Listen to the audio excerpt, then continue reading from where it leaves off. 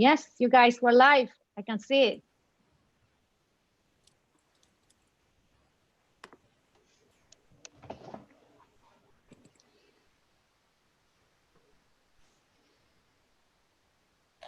Hi, Marceline. Hi, Aman.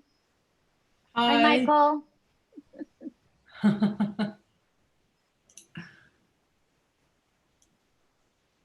Hi. Hi, Michael. I hope this works. We'll make it work. We'll figure out, you know, we will adapt, Michael, no? Or at least that's what we've been doing.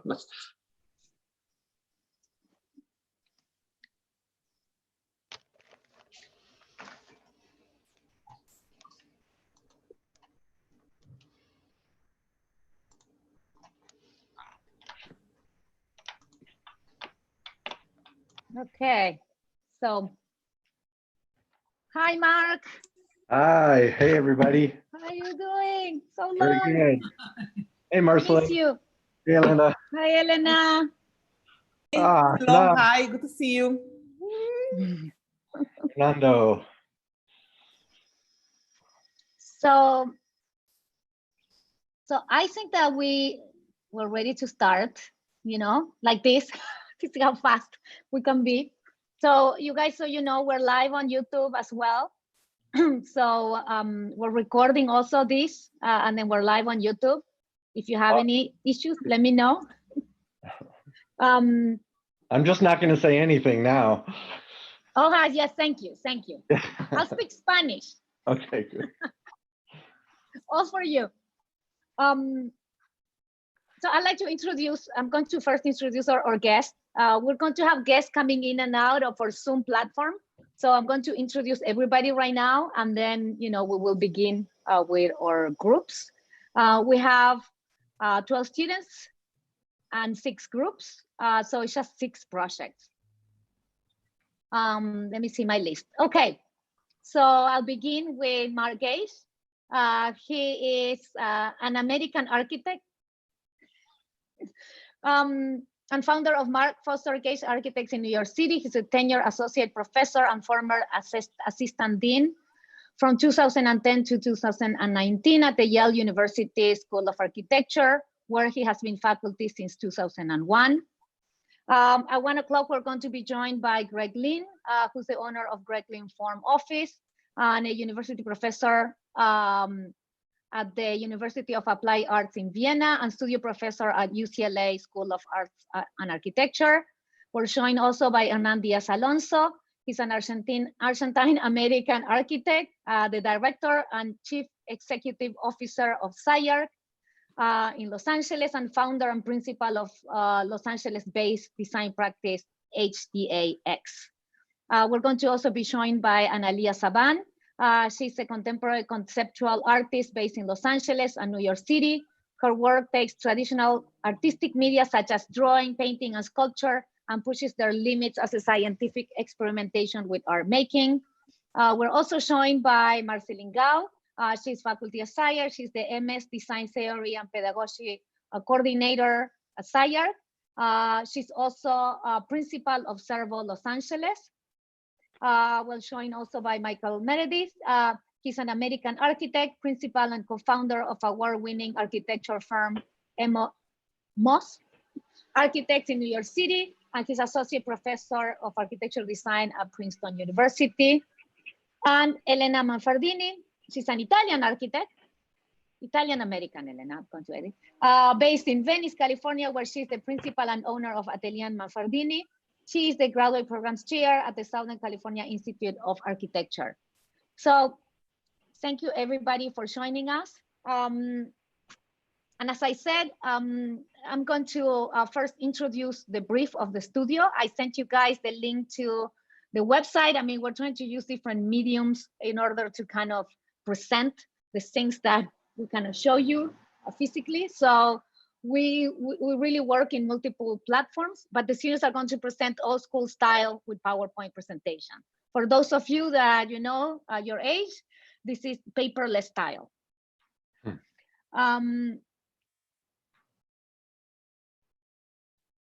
So I'm going to share the intro PowerPoint. And please interrupt me for any questions that you might have at any point. So, can you guys hear me?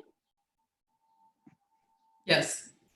Yes. So the studio name. This is for those of you that are not in Sciarc. This is a vertical studio, which is the last studio before students enter in thesis. We call them vertical because students choose among a series of studios as a lottery process, and they work through. So this is similar to your schools where we all present our lottery. So this PowerPoint that I have is the lottery presentation that I gave before we even started. So the studio name is Playhouse. It works through the two variables of play and house, of course. Our idea before COVID-19 was to build a Victorian playhouse. The students actually built them, and up to today we would have had a model final. So what we did is that we did a virtual model of that Victorian house. That house would have all the details. So in a way, it works through elements of the kind of references to a kind of playhouse. But it's also a program related to music and the arts because of the type of typology that we're working with. The other thing that is at play for us is the idea of paint. Students have been working with paint as a new material, as a way to kind of find ways in we can move from analog studies and experimentations towards digital outputs and refinements, and since we had to move fully digital, there's nothing analog. Everything is really trying to get these things that they did at the beginning of the semester and then shift them towards pure digital paint. These are the studies that we did before we began our studio. House is because we are looking at the history of a site, in particular Bunker Hill, where it used to be a residential neighborhood full of Victorian houses that were shifted and trucked to other locations in LA or just simply demolished. So that idea that the Victorian house in Los Angeles, it is treated like a kit of parts, is already made. And it's a thing that it's very similar to the Victorian houses that the students bought, which is like a, an assembly flat pack object and literally moved around. These are some images of the past of our site.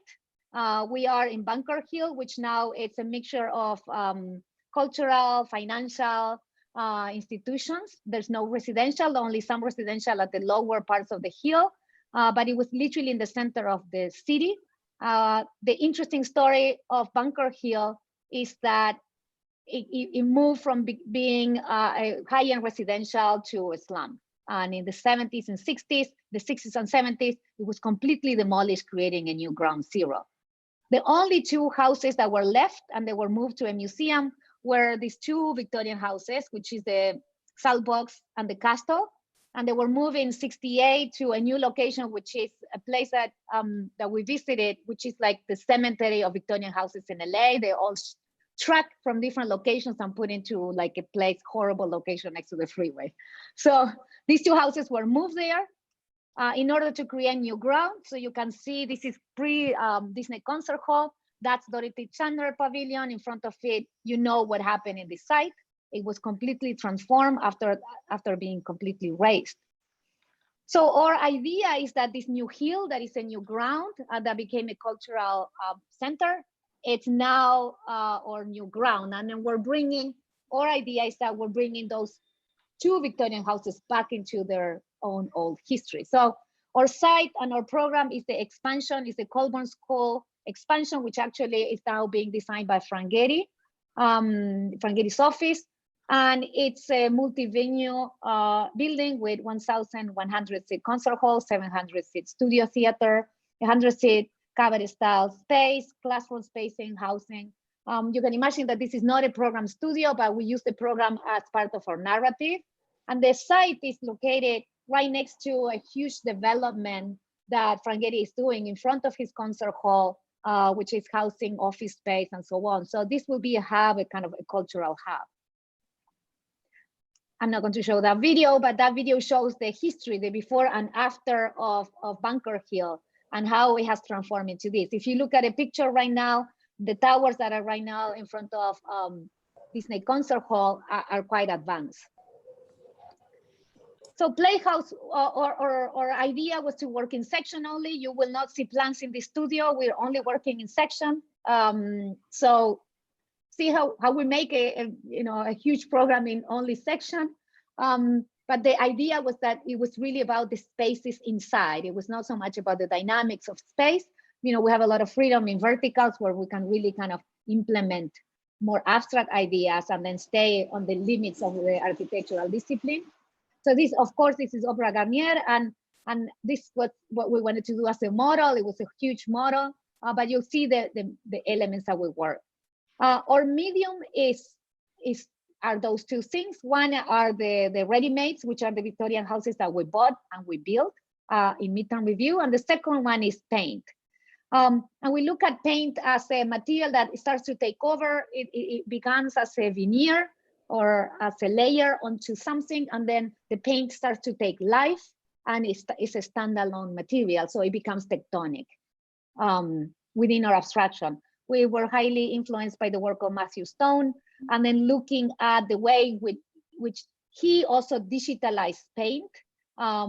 He works with paint as a way to develop a new texture, a new material that is standalone, that doesn't necessitate of a kind of a body or a ground. So some of these images or some of his studies were quite relevant also at the time in which we really wanted to figure out how we can digitalize paint, how we can digitalize the qualities of paint. This is a paintbrush that is that these are photographs.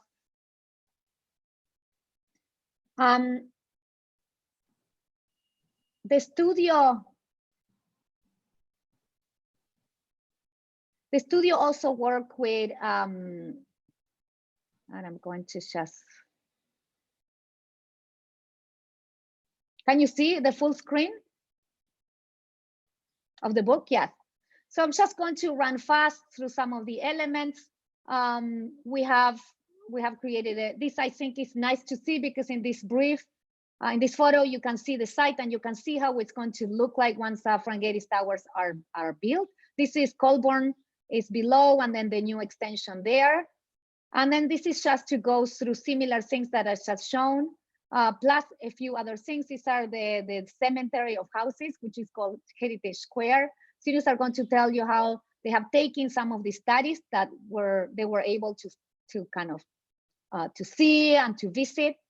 This is pre-quarantine, and you can see that the way in which they built these Victorian houses, the scale that the Victorian houses had, and how the students, actually learn how to work through them. We're going to see 6 teams, one group of 3 and 1 alone. Otherwise, all the other ones are groups of 2. And the projects they take on, and I'm going to show fast because the students will show you, they take on that dynamics of how do you shift from paint to form. I'll leave it at that, and I'm going to ask. Thank you, guys. I don't know if you have any questions. We're going to begin with our first group. Otherwise, hi. I will share my screen. Okay. So Amparito and Yash, you guys are the first group. So thank you.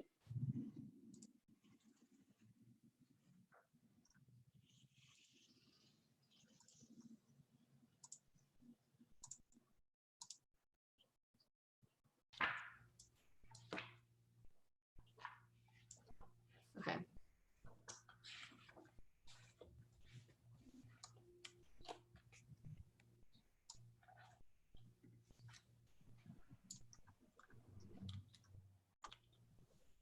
Okay, hi, I'm Am. Hi, I'm Yash. And looking at some of the Matthew Stone, his approach to cataloging different brushstrokes, we took on cataloging our own brushstrokes. And some of the things that we looked at was a contrast between vivid colors and dark colors. particularly in blue, black, and pink, and sort of like in between colors. But we also looked at the technique of sort of using a comb to sort of articulate more brushstroke within the one brushstroke and to create thickness and create different textures within those. Looking at some of the case study houses to sort of extract some of the profiles that we used later on, we looked at the Valley Cudson house located in Heritage Square. The other case study house that we looked at was the Charmed House in Angelino Heights. And these are sort of the catalog of curbs that we extracted from these houses to sort of create our design further down the line. We were using the idea of augmenting details using paint as the medium to digitally manipulate surfaces from the dollhouses. So as you can see, when the dollhouse disappears, the paint still retains some of its characters, but gives a new reading to it. Then we also had cataloged certain details from the case studies and used paint as a medium to understand how those new edges, new frills, new view readings of these details are generated with the use of paint and how it augments the shape. So after long studies of these details and the brushstrokes, we bought a dollhouse called the Beacon Dollhouse, which is actually a house located in Boston. It's a pretty big kit, a lot of instructions that took us weeks to really figure out. Here it is in the making. It's coming together, and here it is completed after 3 weeks. After 3 weeks, there was quarantine. So we had to relocate the dollhouse, just like the houses were in Bunker Hill. It's safe in our home now, so in case you were wondering. During midterm, this is sort of what we had for our midterm wall. We had our catalog of brushstrokes along with like models and the dollhouse itself and our first stab of the section as well. So after midterms, we looked specifically at one detail and one brushstroke and sort of tried to integrate that into a model making technique. And sort of this is our design for the extension of the dollhouse that we took from the catalog of curves to create sort of the sweeping motion from the dollhouse, sort of also following along the terms of the brushstroke technique. And sort of we started to incorporate the stripping technique to sort of augment the initial design of the opera house to create a new aesthetic. Sorry, go ahead. The paint begins to act as the embossing element over here with the dollhouse. So as you see, the paint swoops through it, certain elements like stretches across the dollhouse. This is how it looks across the chunk that has been detailed as a dollhouse. Next. That's the section that includes all our program of the 3 big auditorium spaces, rehearsal rooms, and other classrooms and lobby spaces. That's the basic chunk from all the 4 sides, how the paint augments, strips, and changes the way the new facade, the new details, the new elements of the architecture are revealed. It not only just takes over the architecture, but also takes over some of the elements within the opera house in the dollhouse and brings out a new reading of how the spaces look. The top left is sort of like the main balcony lounge. The bottom left is the bar, and the right image is sort of the waiting area for the cabaret. This is sort of a rehearsal performance space area. So after applying all the sort of paint stroke techniques into the dollhouse, we started to sort of create portraits of these isolated moments of these spaces to sort of create like a collection of painted rooms that are removed from the host to sort of explore different qualities of the space. The trickiness of the paint takes over architecture and brings out this new form where it not only augments or retains its shape, but also gives you a new reading of how it augments. So like over here, you can see a strip of paint being stretched off, or the paint dripping from the ceilings, augmenting the stairwell over here, or the furniture pieces as well. And so now I will pause for a little moment and sort of switch to a video that we created. So I'll pause. I also posted a link to the Vimeo on the chat if someone is interested going there. Can you see the video?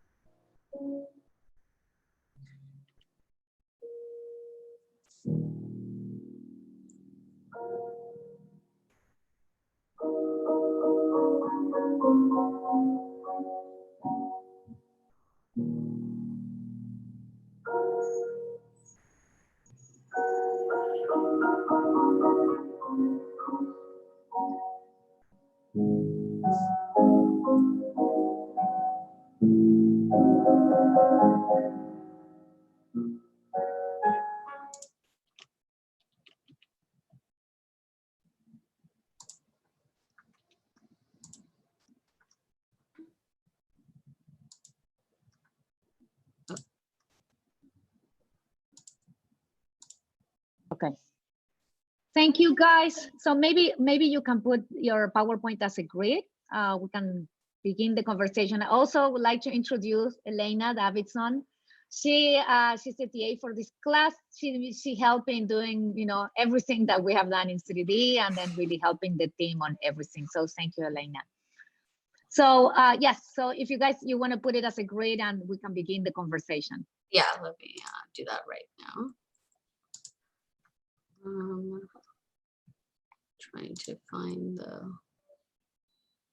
the link for it. Sorry, technical difficulties.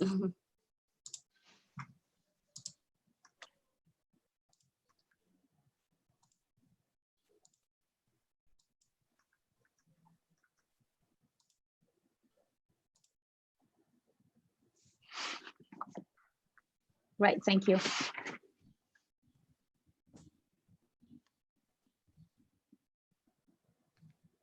If you have any specific slide that you want to go to, just let me know. I can go directly to that slide. So are we allowed to talk now? Yes. Oh, okay. I didn't know the rules. I mean, I've done, this is like my 5th Zoom review, and some people like you have to raise your hand, and Oh, no. no, We're LA. We're California, Mark, etiquette so of yes. Zoom, right. Speak your mind.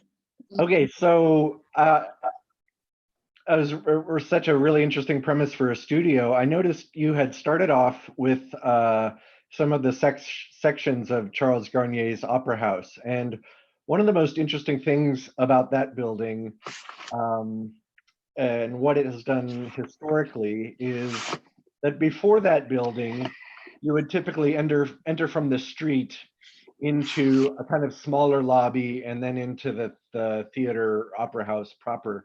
And what Charles Garnier did with that building is he made it a very large theatrical lobby. So if you have seen the interior, which you have in the section, but the photos, the kind of lobby for congregation, which has a great stair in it. It has a ton of gold and sculpture and carvings, and it's just really far more detailed and intensely, let's say, decorated than most of the rest of the building, even though the building is pretty decorative. But the reason he did that is because he had this idea that you couldn't go from the street directly into the world of theater, that you needed to be prepared to enter the world of theater. And so the lobby became a place where people would congregate before they entered the theater. And that lobby was super theatrical because it was to prepare them for the act of receiving theater. So that's a really interesting idea because it talks about the importance of, in a theater, how you not really control people's emotions, but how you differentiate between the outside world and the magical world that is theater of whatever type it is. And one of the things I noticed on your scheme, which has some really super beautiful moments, is that the kind of paint splotches, I would say, are uniformly distributed throughout the building.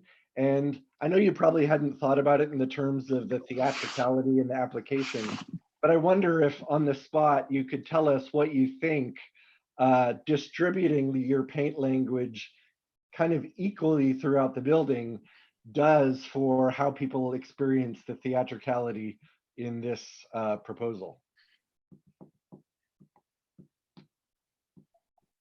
Yeah, I think some of the things that we kind of took into consideration when sort of equally distributing the paint stroke was sort of we wanted to incorporate the evenness of the embossing, and the embossing is different, and we wanted to sort of incorporate that as a way to create different moments or specific moments within the embossing technique. So like even the intricate brushstrokes create like different like aggregates within that space. And so that was sort of one thought process that we had behind it.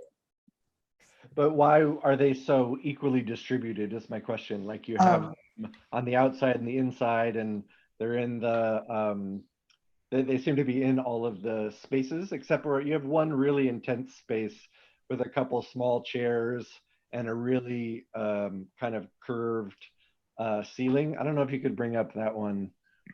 Yeah. Which slide? This. The slide below that one.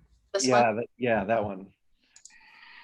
Yeah, so if you take all of your spaces and you say they're, you know, like your main, I guess, concert hall or playhouse area is, I don't know, 80% normal and 20% paint. This little room with the little Victorian chairs is like 90% paint and architecture and like 10% normal, if that math works out. And yeah, I guess, like, how do you go about determining which spaces get the most attention and which spaces are more normative? So when we were applying paint strokes, there was this idea of, because we are working with two very identical colors, blue and pink, the idea was to like take up the highlighting portion of the paint and apply it across a room. So if you see the main theater, which is on the slide before, it occupies all the color strokes that are blue. And there's only the stage performance area, which has the green and the pink tone on it. But if you go back to the slide that was there, where all the three rooms are there, so this is basically the vertical section of the dollhouse. So the bottom one is the one that opens into the main theater space, which has the blue as the predominant color. As you move up, it transforms from blue to pink to pink. So that's what's happening over here. And the pink one is the one on the right. The color logic and the logic of distributing paint strokes was in the programmatic way of how the person experiences through it. So you also realize that the program shifts, because a lot of our spaces are overlooking into each other. Well, I think that space with the two little chairs is probably one of your best because it has both the paint language and the whatever the Victorian profile language that really defines a ceiling. And I think that's one moment for me where it really comes together and produces something that really works. I would say less so in the overall Playhouse area because so much of it is normatives that all of the paint areas seem a little bit like, you know, a little bit like rashes in different parts. It's not quite as, it's not bad, it's still beautiful in its own way, but it's not quite as like encompassing as a theatrical environment. But it's a really, that I find that particular slide with the two little chairs like kind of a little magical space. And it'd be interesting to imagine that idea where you get that much architecture and curvature from the profiles impacting the larger spaces like the lobby entrance or the concert hall itself. I sent you all guys an image of Alessandro Mendini. It's called the Proust chair. It's a series of chairs he has been doing for all his life, where he paints the same exact Victorian chair in different techniques of paintbrushes. And I think it summarizes a bit of his postmodernist idea about the role of object and the role of imagination in architecture and in culture. I think I'm going to borrow some of the thoughts that I personally learned from his body of work. I think in general, the studio seems to me that is working with the problem of the Gulliver travel effect, meaning how an out-of-scale object starts to create a sense of engagement, a subjective engagement with the audience. The first and most important out of scale you have is the brush strokes. The brush strokes, which I thought was beautiful, and to be honest with you, is what attracts me the most about the whole project, is this intimate relationship between the artist and the paint, which is the medium of painting, its scale of the body of the brush and the tools. And then you get this in digital formats, and then you can work on it at much larger or smaller scale. So the problem of scale that we know has been one in painting, then the first moment it becomes digital, it takes away the problem of authorship and it brings it to the problem of representation. The second thing that I think really starts working with the problem of Gulliver travels, this out of scale, is the miniature of the model making. I mean, the model making of the opera houses, the idea of the miniature of the dollhouse, the fact that these models have more detail because they're small. The miniature become incredible because they're small. There is this reality of making all the details happen, but then they're out of scale and small. And it creates a wonder of how these are done. I mean, all this Gulliver effect is about who made it. Now, the idea that there is this author, because they're calling into the craftsmanship, they're calling into the authorship, they're calling into the tools, but then they're out of scale and you cannot imagine anymore how those are produced. And that is the enchantment of the scale shift.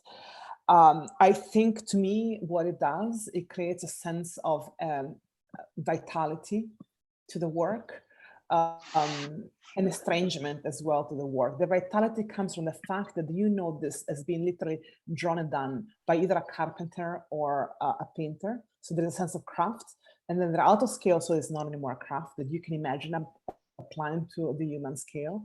And on the other hand, you know that there is a sense of imagination because they cannot be done in the way you know they're done. So it's estrangement. So to me, those two qualities are what makes a project interesting. Also, I think it opens a big question about medium and what happens when you change from one field to another. When you change something from the field of painting to the field of architecture, you kind of need to find a new meaning for the medium you're using. And I think somehow maybe Mendini's way to understand the object as a carrier of subjectivity and what it reminds us of us becomes interesting. And I think that Mark was attracted to the furniture, which I was attracted to, and the chandelier that is dripping paint, because those are objects that we understand as being domestic, and the application of the paint suddenly brings another scale of another field to it. And therefore, they become subjects of our emotions. So to me, the project looks very emotional in that way and very calibrated for that reason. I would encourage the students to find the meaning of using those techniques towards architecture, what they can leverage, and what other discussion they open, because the meaning of painting in paint is not the same of the meaning of paint in architecture.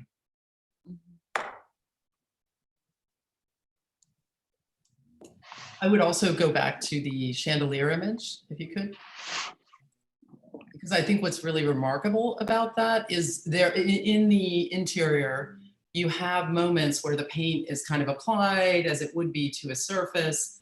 It's beginning to drip from a ceiling, you know, that sort of is plausible. And then suddenly we get this magic moment where the paint actually supplants the presence of any object. Like this thing is not really a chandelier that's been dipped. It's a chandelier that's made of paint. So when you pulled that up, I was quite like startled in a positive way. I was it's a very theatrical moment. So I think tying back to some of the questions Mark was asking about engaging with that theatricality, I think it's the moment where the paint becomes completely liberated from the surface and starts to construct its own form. And I think it was very intelligent the way you approached the issue. There were a couple other studies you did with the embossing, where you started to look at how paint could actually retain the imprint of something that it was like pushed against. And I mean, the kind of amazing part of it all is it's all a complete fiction. So, but it's sort of what came first, the paint or the architecture. And so I think that your project really pushes back on that as you would move through these spaces. The other thing I would say is that the scale is sort of fascinating in terms of the idea of a waiting room for this large concert hall, having 2 chairs and a table. And so when I began to look at that, I thought, what scale are these? Are these actually really colossal chairs and a colossal table? You know, how would people begin to filter through? You create this incredibly intimate space where like people come in 2 or 3 people at a time and enter that, that concert hall. So that's a very unusual way, I think, to approach a space for collective gathering. So I think that's a provocative way you've dealt with the program. Yeah, I was just following Elena's lead and loading up a couple images because there's, I don't know if you came across his work, but in the 90s, there was a very important show called The Sensation Show, which was organized by Saatchi, and it was the show that really launched a lot of careers like Damien Hirst and Chris O'Feely. And one of the guys in that show, his name is Jason Martin, and he became really well known for using combs as paintbrushes. And I just uploaded a couple of his images. And one interesting effect that he gets is that the brush strokes are the comb strokes are super flat. But by the way he turns them, he's able to create the optical effects of 3-dimensionality. And I think one thing that's interesting about the whole discourse of turning paint into space is when it becomes as 3-dimensional as possible. And some of your paint strokes just seem like giant paint strokes. And I wonder if you were using those combing techniques and maybe a little bit more control, if somehow the paint strokes could have a greater impact on the spatial reading of the spaces as opposed to the surface reading of the spaces, if that makes any sense. And I'm a huge fan of Jason Martin's work. I have a piece of his here in my apartment, but he's kind of one person you guys should really be looking at because he also changes the scale of paint strokes. So there's paint strokes that he actually makes out of giant pieces of plaster that are like, 5 inches wide. So it completely throws your idea about what a paint stroke is out and plays these really weird scale games. Because ultimately what you come up with the architecture is the result of the paint techniques you start out with. And also, I'm sure, Florencia, you must have, like, a lot of this feels a little bit like Fabian Marcaccio and, the paint lexicons and stuff that he had done. So it's interesting because this has a kind of a rich legacy in architecture. If Greg is jumping on later, sort of related to his Predator project. Yeah. That it's nice that it's a new read on a kind of older idea and brought forth with the technologies that we have today. It just needs, like any new idea, I think it needs higher levels of control. I think we had Fabian did an exhibition at Sciarc last semester, so it's quite fresh. And he did it without the paint itself, but he did this kind of paintbrush catalog. I think some of the students maybe work in his workshop to help him out, but so it's quite fresh on their memory as well. So it's a good reference as well. I think Roxy Payne did something like that as well, like a dictionary of paintbrush strokes. Yes, the machine painting. We've looked at a lot of the references. I think that you guys are great points, and I appreciate also the need for, two things. One is how we look at that, your example, Mark, of the Opera Garnier, and how it has to be selective, and how it works through a change in spatial relationships to how they deal with the house. And paint is not just an applique, which I think that's the struggle. And I think also the later point of the technique, they spend a lot of time in learning how to translate, how to get the higher quality, how to render it, how to, it was a different exercise that was said at the beginning, which it had more of a mixture between digital and analog, and it ended up being that. But I think the last image, you guys, if you show the lamp, the chandelier. Yeah, but I will say when you show these images alone, and this maybe is going to be something I keep bringing up in each project because I did it in the midterm. One thing to me will be important to know with each of the authors of each project. There is, of course, the brush and the painting technique and all that. But a fundamental difference, let's say, with the pure act of painting, the act of painting is more often than not done on the generic of the canvas. Here, you're applying this to something that is highly specific in the case of the Victorian house and so on. So to me, it's a crucial point from each of the authors to talk a little bit about how much, what were the percentage of the painting effects in relation to the existing, the fake existence of these Victorian houses? Because part of the issue, and like Mark and Elena, I gravitate towards a paintbrush also because it has echoes of the thing that were applied, but the thing that is applied is kind of mute. When you put it together with the existence of the Victorian house and the brush, then it becomes a different kind of a conversation. And I think the calibration between those parts, to me, should be a crucial part of the argument of the author, because there have to be a relation between that kind of the technique that is applied to it, but how much of the echo of the existence one. So, as I mentioned in the midterm, I was really pushing for the idea, almost in a way that the kind of the backdrop of the application of the painting almost to disappear more, and it seems like the majority didn't go that way. It will still, there is a kind of that dialogue of the existing with the new one that needs to happen for that to really push effect. But I would like to hear more of the authors about those moments of decision, because again, it's not something that's created from scratch. It's something that you develop the techniques, and the techniques get deployed into an existing frame, and the existing frame is producing a resistance, and that resistance is producing the product that the project is.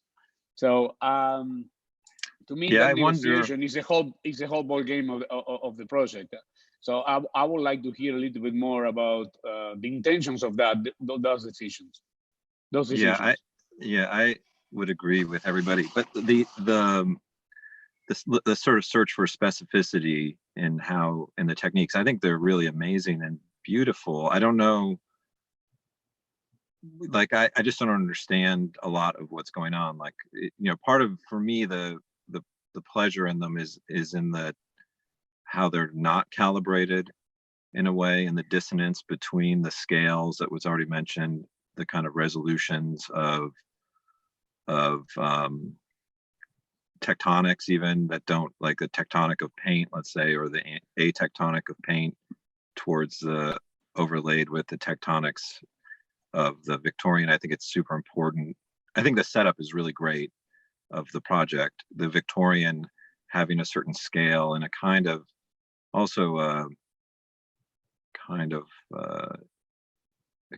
already an aesthetic of kind of horror, let's say, kind of embedded in it, with the stains put over top and everything. But I don't really get more. I don't understand the specificity of anything. I understand this as a kind of aesthetic, in a general sense, a kind of aesthetic exploration, but I couldn't understand why. I mean, I don't know if it matters, but like even the sequence of scale, if it matters, or the sequence of color, or even theories or interest in color, like how do you go from hot to cool, if that's important to you in terms of color? How does it relate to light, perhaps, or space in general, or not? I don't know. I mean, I don't have any sense from the students of what's really important in the calibration, but I could be wrong. Like if you give me these 6 images here, they're all, I don't know. I would love to see a reading of how do you understand difference in them? So I think for like these brushstroke techniques, at least, they have similar qualities. Like there is that push and pull of the comb. The technique was that you apply 3 colors, you pull it evenly, and then you take another artifact, which is the comb, and you brush it through to create certain movements. Is this real, by the way? I'm on a phone. Oh, these are real brushstrokes. They're photographs of the brushstrokes. Okay, good. And as far as the colors, the way we went about it is the initial approach we had was the black with a vivid color. And when we first started out, the black was not really coming out, and it was really hiding parts of the dollhouse.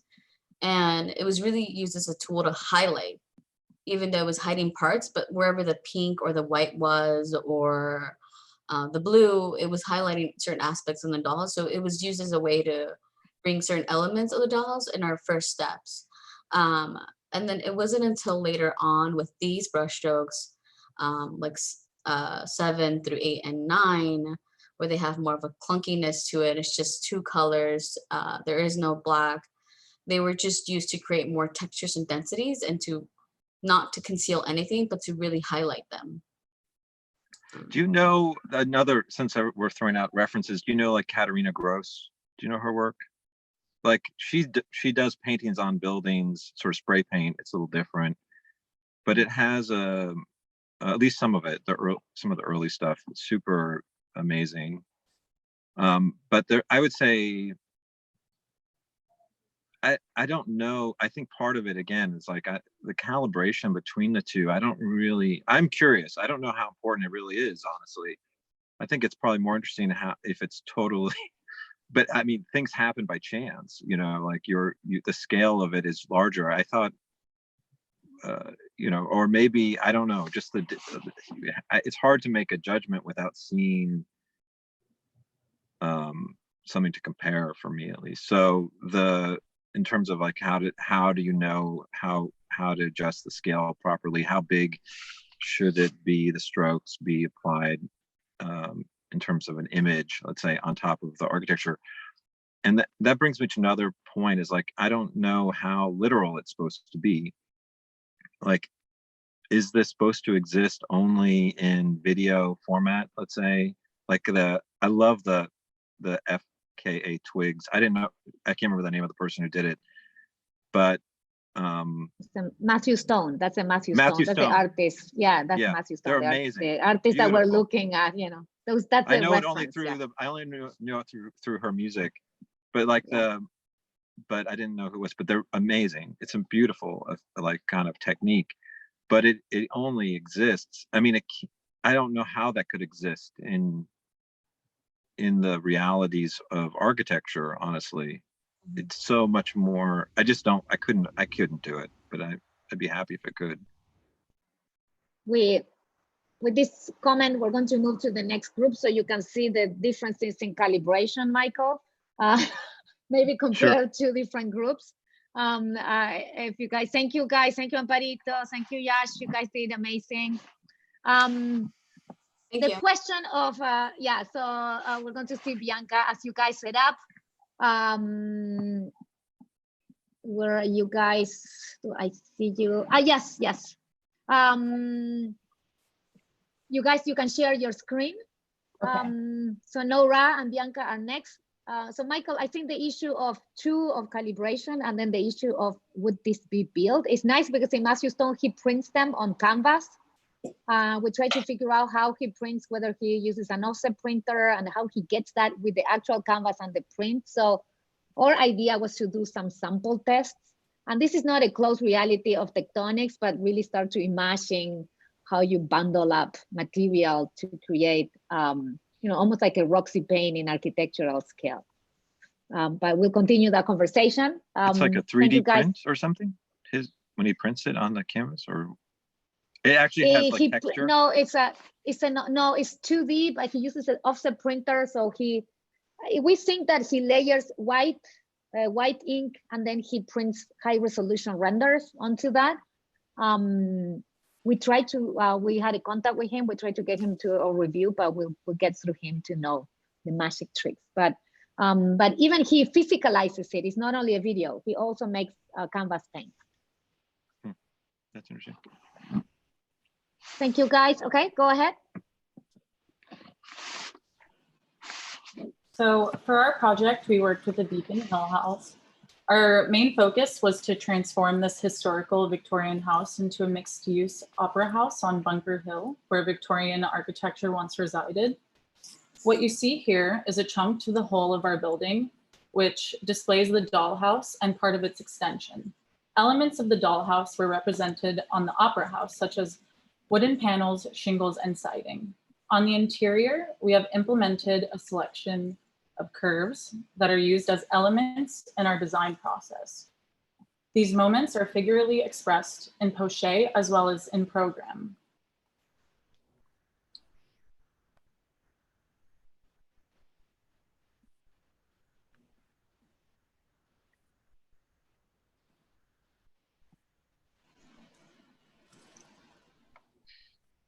Here we have a collection of paint studies that are achieved through a technique of stamping. The overall idea here was to assure a system of repetition while also departing from a generic brushstroke. With this technique, we discovered that our paint generates different densities as well as unique material properties. A primary color palette was then used to create a sense of playfulness and difference in color. After this, we decided to investigate the possibilities of layering the different densities of our paint in order to create a catalog of paint strokes. So these are elements extracted from Victorian presidents, which were used to apply this layering technique. This study allowed us to develop our painting technique in order to achieve desired results, such as bleeding, dripping, and overlapping.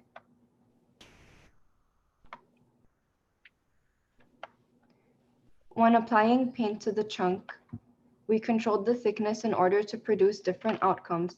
When the paint is applied thickly, it becomes independent of its form and starts to withhold its own form and volume, acting as a material. On the other hand, when the paint is applied in a thin layer, it adapts to the form and detail that lies beneath it. So on the interior, you can see that there is thicker paint applied to areas such as the ceilings, and the paint starts to create its own form, and you can see its own properties and it acts as its own material. But when it's applied thinly on areas such as the furniture, it takes shape of the furniture itself.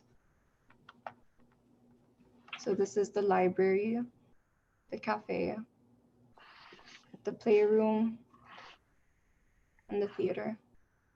And this is the concession stand and the rehearsal room. So this is the Porsche on the exterior, and this is with just the paint purely.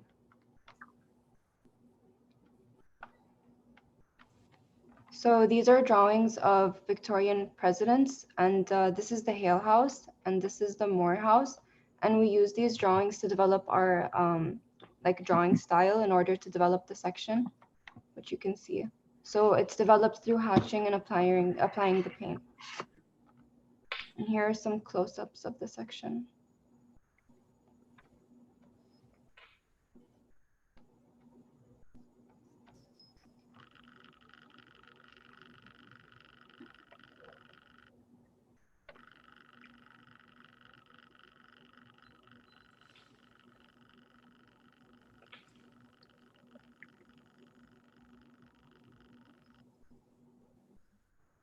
So here you can see we're going through the lobby into the cafe. And then this is the lounge.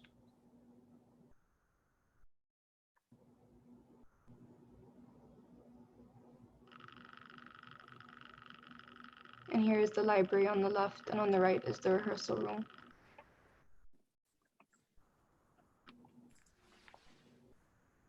And then into the playroom. And then we have the theater.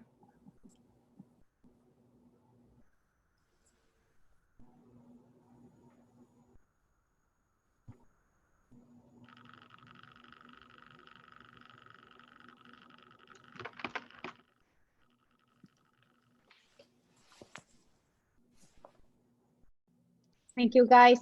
Thank you.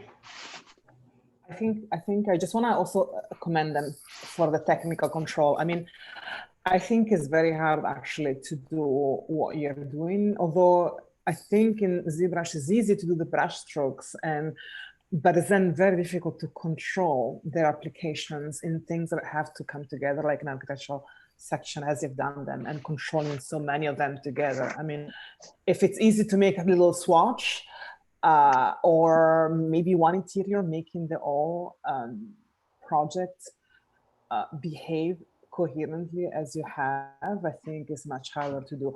While before, the previous team had blotches of paint, and you could imagine that being worked on separately. This one, it truly looks quite cohesive. Every room continues to the next one, and they're all linked by the structure of the section quite tightly, and that's not an easy thing to do.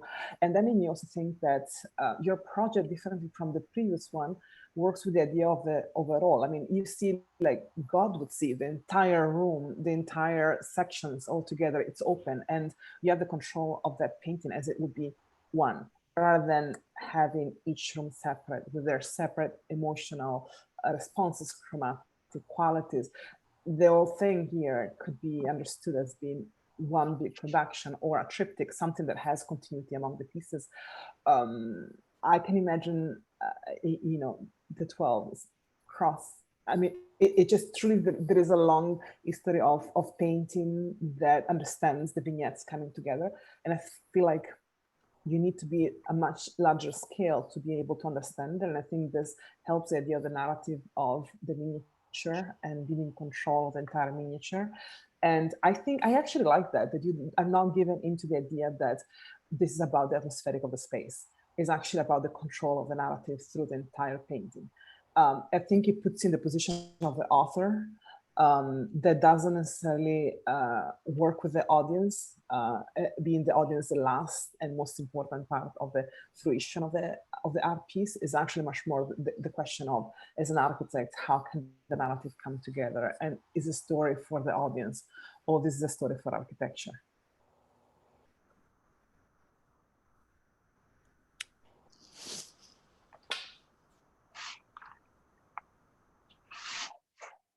Something I find quite remarkable also in your project, and I guess we're going to see that in a few, but the virtual model of the dollhouse, like it's kind of fascinating that you have that physical huge dollhouse, and then the way, did you do like a photogrammetry of the physical in order to get, or did you just rebuild like a model of the digital? We just rebuilt it. Because it's sort of the idea that this exists in those different states between, you know, I think it plays with the whole question of what is the actuality of the paint stroke. And especially in your project, the way what I also appreciated since the midterm when I saw this with the studies was the kind of organization of matter that you get a degree of control where there's almost like a patterning or fish scales that seem very organized, and then at moments the paint kind of looks like the way we know paint normally behaves. So there is this kind of shift between linear qualities and more painterly qualities, and that kind of classic distinction that Wolfland makes, I think here begins to break down a little bit. And then especially in those studies where you're showing it applied to the line work from the Victorian details, that's really, I think, very, very provocative. And so I guess I would just say maybe some of these moments where there's a little bit more, you know, very clear degrees of control and restraint. It seems that in the virtual model, the paint gets very, very thick, and it's, you know, very kind of dimensional. But I would almost like to see also some of these moments where it really flattens out and it becomes almost like this translucent skin, and we start to read some of the lines from the underlying structure through it. Yeah, I'd like to follow up on that. I think that idea that the paint is not just being reused as larger paint, the paint is doing something that it can't do at the scale that it was made at, right? So you made these little blotches of paint, and when you scale them up, they do something that they can't do at the small scale. I was thinking when you mentioned Wolflin about how, and I think he wrote about this, but a painter, when they're painting a library, the painter doesn't paint each spine of each book to make it look like 1,000 books in the library. A good painter takes paint and mixes it in such a way and does one stroke and it looks like 500 books, right? And that only works because the paint stroke is super tiny. So each little hair on the paint with its different mixes of colors looks like an individual book binding. If you scale that up, it no longer looks like books, right? It only looks like books because it's tiny and you can't see the amount of detail. So that's the magic of a good painter, is that they can make something, the illusion of something that they don't need to describe in full. So it'd be interesting to think about that in the reverse. If painting can do what Wolflin is saying by making 1 million books in one paint stroke, when it's really, really tiny, what can it do when it's really, really big? And I don't have the answer to that, but I think it's a little bit of what like Elena and Marceline had mentioned. Like what behaviors can emerge from paint when scaled up that would be unexpected and not just look like bigger versions of the paint blotches? There is something also that, I mean, we're talking about painting from painters, a kind of disciplinary perspective almost, but there is something about your project which is also to me like the painting that you see in decor, in interior decor, like the sponge. You see this all the time, like where people do the little tricks to make your room with under $50 super exciting or something. And they do take a little like sponge and they palazzo, they do like little sponge techniques to like dab and put paint all over the wall. And to me, it's more like that.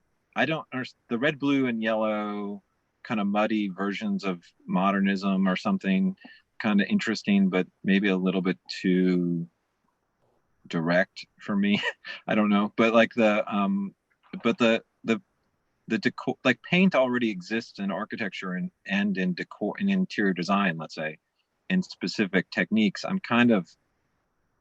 interested in the fact that I mean, in how do we use those and reimagine those even through scale, then maybe like trying to tie it back into painting per se. And to me, this does that a little bit. It's like the sponge technique gone wrong. I still don't understand this when you said it was specific to a narrative or something. I don't really get it. To me, all of this is about a kind of loss of control and a kind of dissonance, a sort of making the paint autonomous against the autonomous ready-made form, not really resolving them, letting those two things sort of exist simultaneously, and sort of the pleasure is in the fact that you can't put the pieces together so easily, and it's not quite a it's like that artist Morris or something. I have to look this person up, but like they're so amazing looking just in how you can't, sometimes it's like you lose track. It's neither a background nor object, nor it's like some other weird space that exists because it's not resolved to me. But I would say it's like the Katarina Gross that you mentioned earlier, Michael. She doesn't resolve the spray paint with the found houses, like the house in Long Island and so on. Exactly. So it's like it's not resolved, but it's grounded. Maybe it's more grounded. So I would say that yes, right? It would be paint as an autonomous and more dissonant, except when it's isolated without the house. But why do anything to the architecture? Like sometimes you make it drippy also. Like in your sections, you give it kind of bulbous. I don't know how to describe it, but like wet, it droops a little bit. But why do anything? Like why not just leave it as the ready-made and just let the paint do its thing and I think our technique of stamping the paint strokes, like over It here. gives 3D, yeah, the Yeah, sponge technique. it gives this, exactly, it gives the sponge technique, and through that, and also when you're stamping, each time you stamp, you lose some paint, so you get a different density of paint. So I think our project is more about how to layer those different densities that all came from one original like stamp, just going over again and again to create new results. So I think that's more of what our project is about, you know? Yeah, and within that, I also think that within each stamp, you generate like a new version of resolution, and that is something that started to go into our project as well, to develop kind of program and just volume to the structure. Would it be those shapes though? I feel like the shape of the paint in these images and the sponge seems different to me than the shape of the paint in the section. I again, this is totally strange. The thing I like about this is like, this is definitely not my territory, but like the you know, it just does not seem like it's the same kind of shapes. Those, the shapes are too cute, maybe, I don't know, in the kind of more of a cartoon type shape in the section. Than the paint itself seems like it would have a little spiky drips. It would have different characters, and part of it, I love this index of, let's say, transparency or opacity or mark making. I'm not sure what it is, but like the but I don't. When you look at the section, it doesn't. It's everything is at the same scale of the curves. It's just a point of how to try to make the architecture more specific, perhaps, maybe different scale of curves, and maybe it's already doing it. I just can't. Again, I'm on my phone, so it's like, this is the problem of Zoom reviews. But the scale of the architectural curves and all seem like the same scale. Like, not as, like, these seem like they go to a more broad scale at the top to a more refined frenetic scale at the bottom in terms of transparency and kind of points or something, or I don't know what you want to call them. Maybe to build upon some of the question that Michael has raised, when I was talking about the narrative, I'm talking much more about the narrative of the interior of the section than when you turn around the model and you see the outside. To me, the outside maybe is less successful than the inside, but the inside is quite successful because it fails orientation, which means that the paint doesn't do the usual job of the painting, meaning it tells you that you have to stand up, you have to look at it as a landscape, it tells you that you have to look at it as a portrait. Whereas when you look at the model and you look at the spaces, I think you understand this as an overall. I mean, every space is understood as a continuation of the previous one. And I think this behaves like vignettes of the same story, which is a chromatic story. To me, actually, the rigor of the section is quite important in this project, much more than the one before, because it allows you to somehow imagine that the section is not there and all this come together so that the section is this clean. I think the outside to me is less palatable because I lost too much, I think, of the original quality of the house. It seems like that is almost a skeleton on top of which many more layers of paint have been sponged above. I'm not sure I would keep the cuteness of the shape of the sponge because that gives, again, the idea of the author and the tool and takes away from the issue of auto scale, which I think is very much in the miniature or in the gigantism of painting. And I think this kind of techniques, once you just understand this as a bump map or a brush strokes without the actual physical sponge, suddenly becomes digital and leaves behind the technique of the analog, which I'm sure has been very fruitful for the studio, and I'm sure has been very fruitful for each student to find a technique. But then it's in the translation with the digital that I think it finds its potential in architecture and leaves behind the tropes of painting.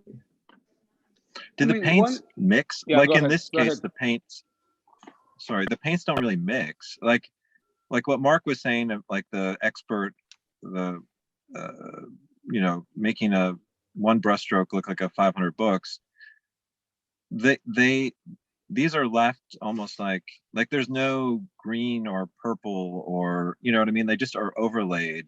Instead of like, if you took the sponge on top, I'm curious about that decision, like to keep everything so clearly indexed. Like there's no smudges between the colors that I can, I mean, again, I may be missing info here, but. I think we had intended it to be that way, mainly because we had several layers and our whole system was through layering and creating different palettes rather than different colors.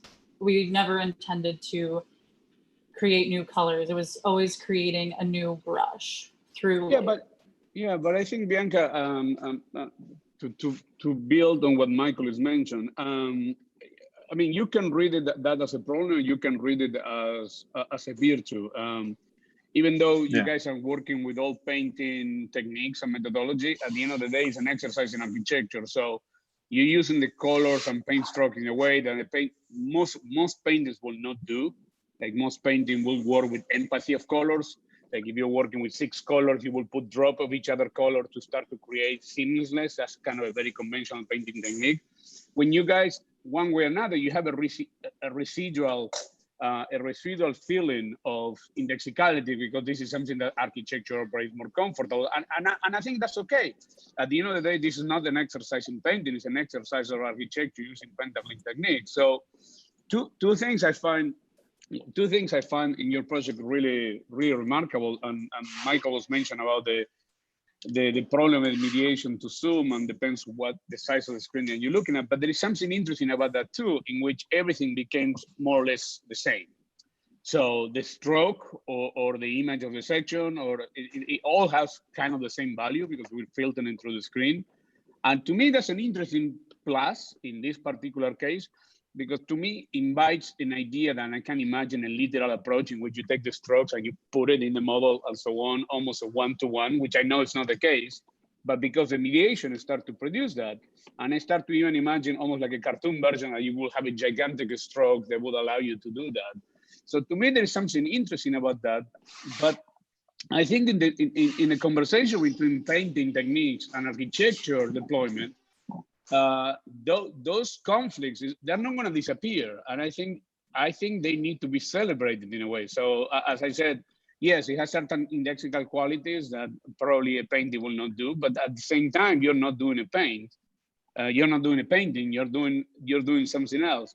What I like about your project particularly is the level of distortion and the painting effects start to produce in the residual of the Victorian, it start to get more aggressive.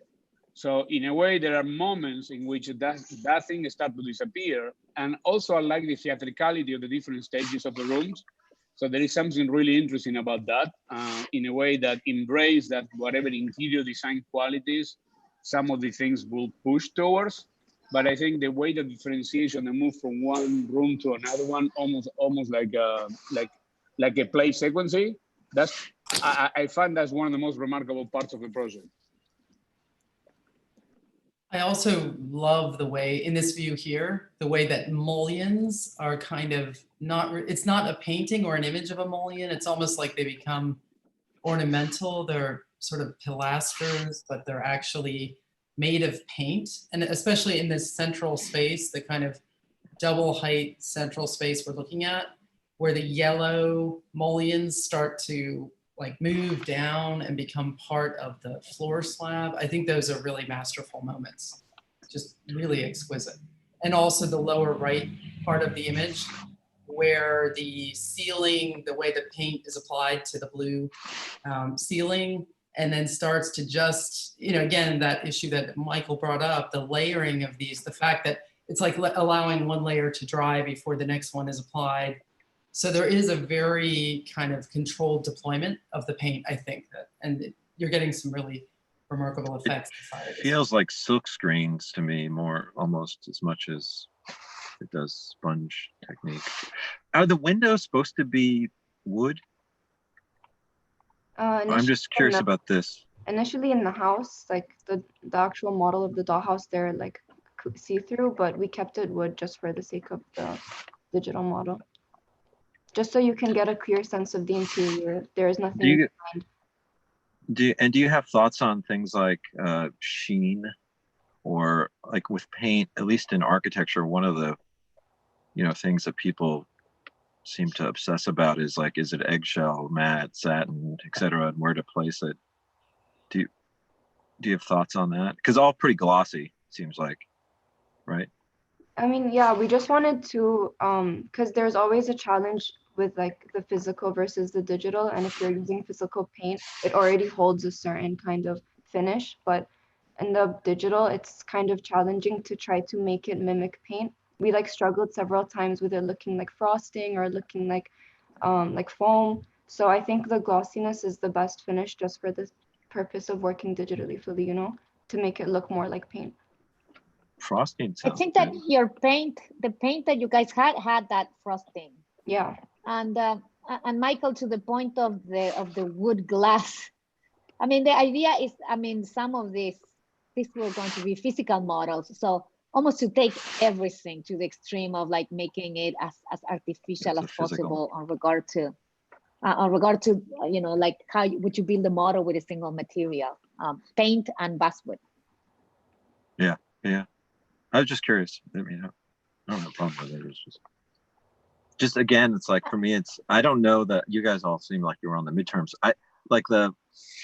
This is all new to me, so I'm just trying to understand decisions that are made and what becomes like. For me, I agree with Marcel. Like the moments that I like are when it like kind of droops over a corner, the blue from the ceiling to the side, and it kind of obliterates. It's like some strange gigantic sponge that kind of just was pushed up against the form of the space and just almost indifferent, let's say, to the form, and just sort of produces something else. And it's not the modernist, like the red, blue, and yellow to me is a kind of didactic. I mean, the whole point of that elementalism of architecture and just style, and it's sort of playing off of that and like kind of like obviously doing it wrong, like putting the blue not to delineate a kind of element, but just to have the blue be blue and the yellow be yellow and the red be red in a way, and not try to say this is a window, this is a a panel, this is a chimney, etc. I think something I would like to mention, the fact that we didn't mix our colors before, and the fact that we chose like very contrasting colors like red, blue, orange, and yellow, is because the fact that you can, even though everything is overlaid and there are so many layers and thicknesses, you can still identify what is what. So that gives the project some clarity versus if we were to mix everything together all before. Like I'm sure that would produce a different result, but the fact that you can, like there's a logic behind what you're seeing and you can break it apart seeing it for the first time. You're not confused. The colors aren't getting muddy, you know what I mean? Everything stands out from everything. So even when the colors mix, you can see it very clearly that they're mixing. How come you didn't put it on the window? How come you left the windows kind of free? Just curious. I mean, if it was to cover the windows, I don't think you would be able to notice that there's a window. It would look like a wall. So mainly for that purpose, I think, yeah.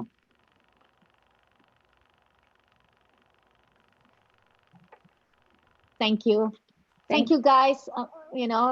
Great job. I think that if you start to get asked the details of if it should be shiny or not, or it should be all the finishes, I think that means that that is clear an architecture that we can see and we can ask for those things. So thank you guys again. Amazing project, they're beautiful drawings. And then we're going to move to our third team, Jonathan and Christina. Thank you. Thank you so much. Thank you. Hello. Thank you. Bye. So as they're setting up, I just wanted to, you will see, I think to more questions and to Michael's, it's like everybody was at the midterm review. Mark H was not at the midterm review. Okay. So he's new to this. Few other ones have seen them. They've been hanging out this It's all new to me too. Yeah, Elena. Oh, it's true. Yeah, but I mean, I wasn't there. I love it. It's true. It's true. Like these are the, you know, this the feedback and the shifting and the learning curve of how to translate this. I think Elena said that earlier. I mean, I think that took us half a semester, going from the analog to the digital, even to that question of finish shine. It was a lot of technical. It's a huge technical exercise. Maybe Michael, you might not see it from the iPhone, but I sent a link to a website where you can see them. Yeah. You can see them closer. Yeah. No, it looks amazing. I can imagine it's a difficult. It's sort of a difficult technically to do it. I think also at some level you can. You probably can do things like with the, I don't even know the tools, but I'm sure like the resolution of the paint, et cetera, probably affects your, you know, computation, like how long it would take to compute the render, et cetera. So. The animations were longer. We just adapted to what each student has in their home. So one last point before we move to Jonathan and Christina, I wanted to say to Wolfling's point that Mark mentioned, what you see, like either is a single paintbrush or how you work. We look that close with the Matthew Stone, understanding how paint operates and how the paintbrush is translated. So differently to that, but similar in the Is it sense really of, paint with? Is it really paint with him, or is it like Photoshop? Do you know what I mean? Like, is it? Because I don't feel like it's a. Well, it's just too precise. If it's Photoshop, it still comes from a photo. So there's something, there has to be a true analog. It's too precise. Even if you did it digitally, the paint is just too true. Yeah. So, our sense is that we look at his interviews and so on, is that there's an analog somewhere at the beginning. Highly digitalized, but there's an analog. So that's how we try to match the method, but we try to ask him, by the way. But okay, thank you guys. Christina, he's not going to give away his secrets. Probably. No, like he can lie. Yeah. Okay, you. All right. Hi, I'm Christina. And I'm Jonathan. Okay, so these are our initial paint studies.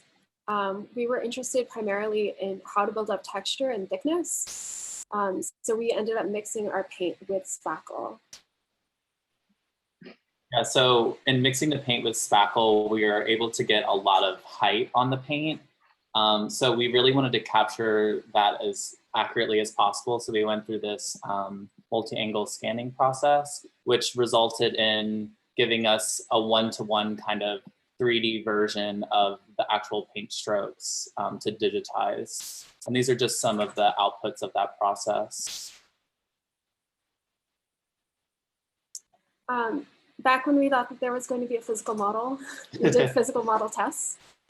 These were 3D printed paint strokes, which we then printed fabric with the texture of the paint and vacuum formed them, which was useful to give an initial understanding of kind of how it could be built up as mass on its own in the detail.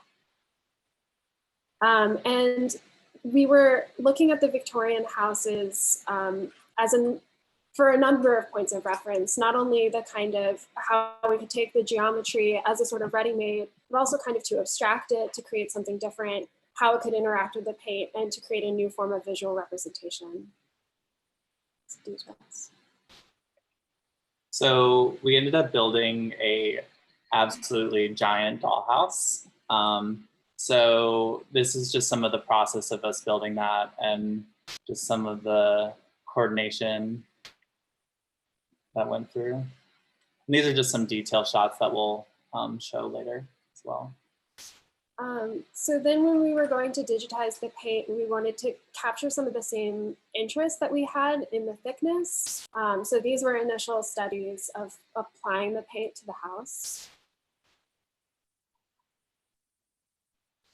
And then going back to, so how do you create the form of the extension when you're working with a kind of ready-made that's so distinct as the Victorian house, that we wanted something that wasn't of copying it, but was referencing it, but was its own thing. And so we had created this catalog of Victorian curves to start to create a reference point. So technically we were trying to use the spackle and the paint to really layer and build up a new sense of mass. So it's no longer about just an applique of paint, it's really the object is the paint. So we started with physical models, and then we had to move to digital because of the quarantine. So we modeled these curves, and then we were able to kind of remove them from their original context by applying this paint. And it really just becomes about the object of paint rather than the curve or the object that existed in the Victorian details itself. So you can see here that we start to kind of literally translate this into the geometry of the building itself. And I think at this section, it's a point to talk about. So since we had this kind of interest in paint as thickness, and we had started by mixing it with a building material with the spackle, we were interested in kind of questioning the idea of paint not being something that's being applied. There's kind of a reversal from it being reliant on the architecture as a finish, and instead imagining what it could be like if it were a structural material. So it became kind of the structural and connective tissue into which our program was placed. Right, and the building itself is kind of bridged by these two lobbies. So there's a lobby that exists on either side of the street. It's Hill and Olive Street? Yeah, Hill and Olive. And so the paint actually becomes kind of these moments where the auditorium is kind of encased in the paint. So structurally, it's holding up this other surface that exists above, which is actually occupiable, and then also begins to transition into holding up the student housing tower, which is there. So it's kind of really this play on like the circulation of the paint and how it takes you from one space to another, but also how it structurally holds the entire building up. Yeah, and we can start to look at details. So looking at the lobby, the project is an extension for the Colburn Music School. And so one of the main program pieces is like a 1,000-seat auditorium, as well as a 700-seat theater. And here we kind of integrated the house into the paint component to form a second lobby, given the length of the site and the amount of theaters that it's supporting. And so since we've been going back and forth, it was kind of like, you know, it's a digital model of a physical model of an architectural model. That's also a dollhouse, which is an architectural model, but it's not. And we have such a play of scale between the components and all the pieces. And given that we started with this enormous kit of parts of the dollhouse, we thought it would be kind of interesting to think about it kind of as in terms of it's kind of a construction set, but it's also really its dollhouse instructions for building this digital physical model. So this starts to get you into the idea that we have kind of an extension of the dollhouse. Yeah, so really you can see here the play on building up that mass and how the paint strokes kind of, it's no longer about recognizing the one paint stroke on its own, but by combining them all together, it creates this new form, which we are interpreting as the building structure and how it kind of bridges and holds up the different pieces of the dollhouse.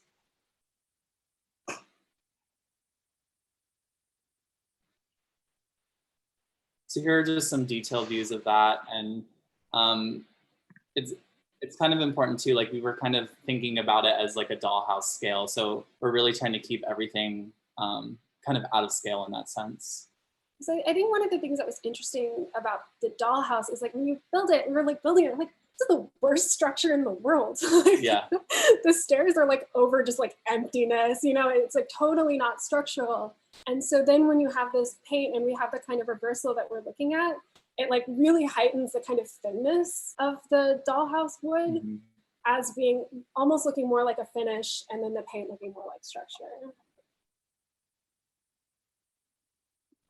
And so I guess to bring it back to the dollhouse, we wanted to just kind of digitally furnish the dollhouse and to see the kind of paint tree-like structure at that scale. Yeah, so here's just really bringing back the element of play and just applying that to how the dollhouse would be in real life. So here there's like programs like the bar, or That's nice. we have like a cabaret theater that's also included as part of the program. And then here are just some shots. There you can kind of see some qualities that are starting to arise from like Matthew Stone here, where it's more of like a mass, and then there's these paint strokes that kind of bridge up and over the certain areas. Yeah. So these are just some details of that.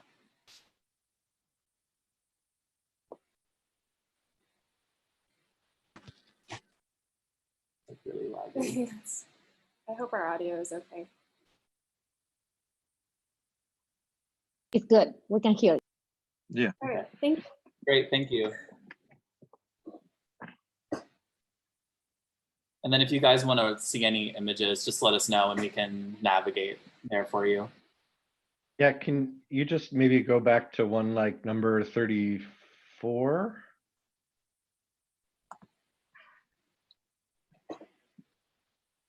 Yeah, so I think the decision to add spackle to the paint, which is also what that artist I mentioned, Jason Martin, does, gives you, it helps you a lot because it forces the paint to become spatial in a sense. Like it forces the paint to have its own poche and get thick, which allows you to be structural. So I think you get some really great moments. And there was one, if you go back to the grid again.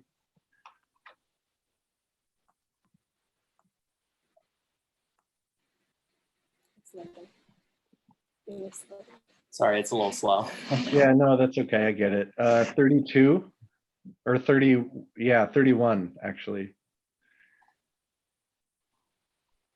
Where it's really like the paint is really,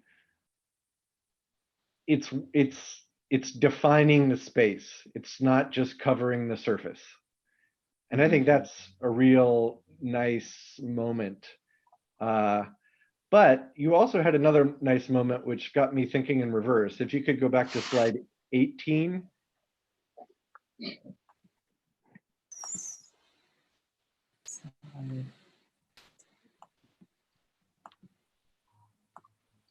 Yeah, so you had these really great, kind of really beautiful forms. And if you go to 19, when you put paint on them, you completely lose the form, right? It just completely obscures the geometry. And I was thinking, all right, so these guys have a great technique for adding spackle to paint, which gives them thickness, which allows the thick paint to define space in a convincing way.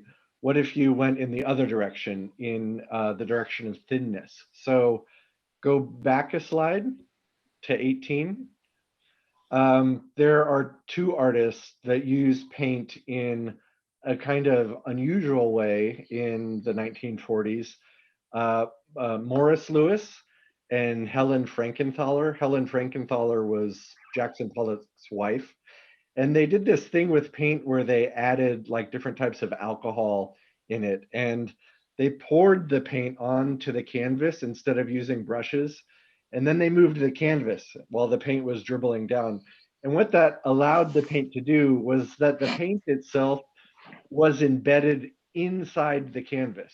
So paint was no longer on top of the canvas, it was inside the canvas. And so this was, of course, like Clement Greenberg's wet dream, because the medium and the thing that carried the medium were, you know, completely synonymous with one another. And I was imagining with these types of shapes, if you use that strategy that Morris Louis and Helen Frankenthaler used, you would get all the benefits of your color, but it wouldn't obscure the geometry. So that would be like, you have a language of thickness with paints. This would also give you a language of thinness with paints.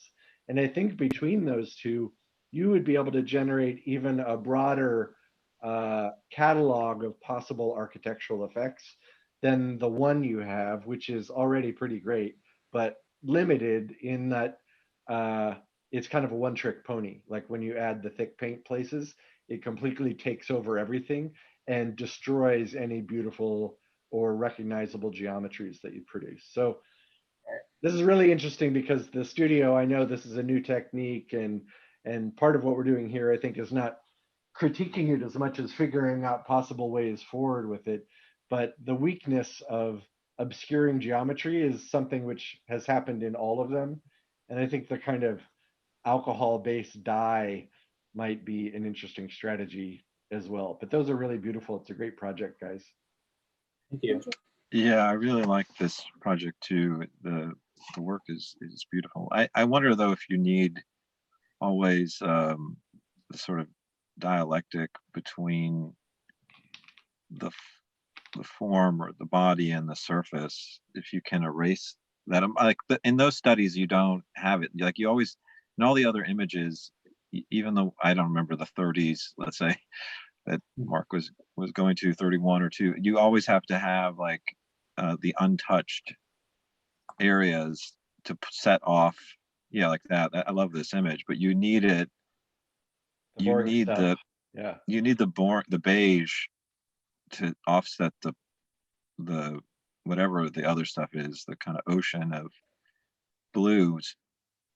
And I don't know. I kind of wonder if there's something else. The other thing, I like it, so I don't really know what, but I don't really know what to do with it. And part of this is like it is a relatively newish, let's say, or it's a thing, at least for me, difficult to really have a kind of specificity. And part of it is in the techniques of the digital more than it is really about paint, I think, if anything. But yeah, I don't know what we do with it. Do you need what are the limits of it? Can you do all over with it, or do you always need to have it as a kind of fragment, as an object? The paint, I guess, is something to think about. I think also, if you do it all over, you just get a bunch of caves, like really beautiful caves, but you get caves. But I think one way to think about that in relation to what Michael and Mark are mentioning, and I agree, I think it's a fantastic project, guys. One way to think about it is maybe, it hasn't come up yet, at least in this review, but I was thinking in Gerhard Richter, but specifically the Florence painting series, in which he started to paint over photographies and all that. So it's never about taking over the whole thing or not, and there is different degrees from one piece to another one, but there's always enough of the echo of the photography. So, but it's not really photography anymore, but also it's not a painting anymore, it's something else. So to me, your project is doing a really good calibration about that. It's the idea that the kind of a new coherences start to emerge. I think there is still work to be done, but I think part of the success is what I think what Mark was referring in the way how you inflect the painting technique with something else. I'm very sympathetic, for example, that make disappear the geometry. I think that to me is a fantastic discovery in your project. I wonder if there is a way when it gets deployed into the architecture that can become more aggressive too. Because I think by the default of dealing with whatever typological order of each of the rooms, in your architecture deployment, there is a little bit more evidence of the form, not in the painting itself, but the echoes of the old thing. So I wonder if, for example, in the beige that Michael was mentioning, without taking the color of the painting, can get some of the distortion of the material effect of the painting.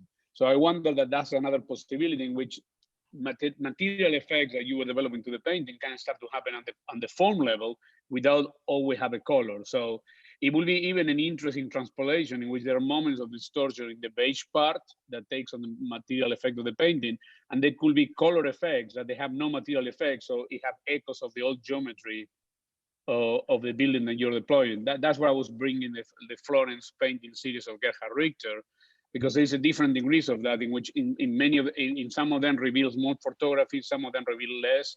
There is also like a silicone transparent effect in between that separates the photography from the painting. So they keep changing roles in terms of the hierarchy of the choreography of the effect.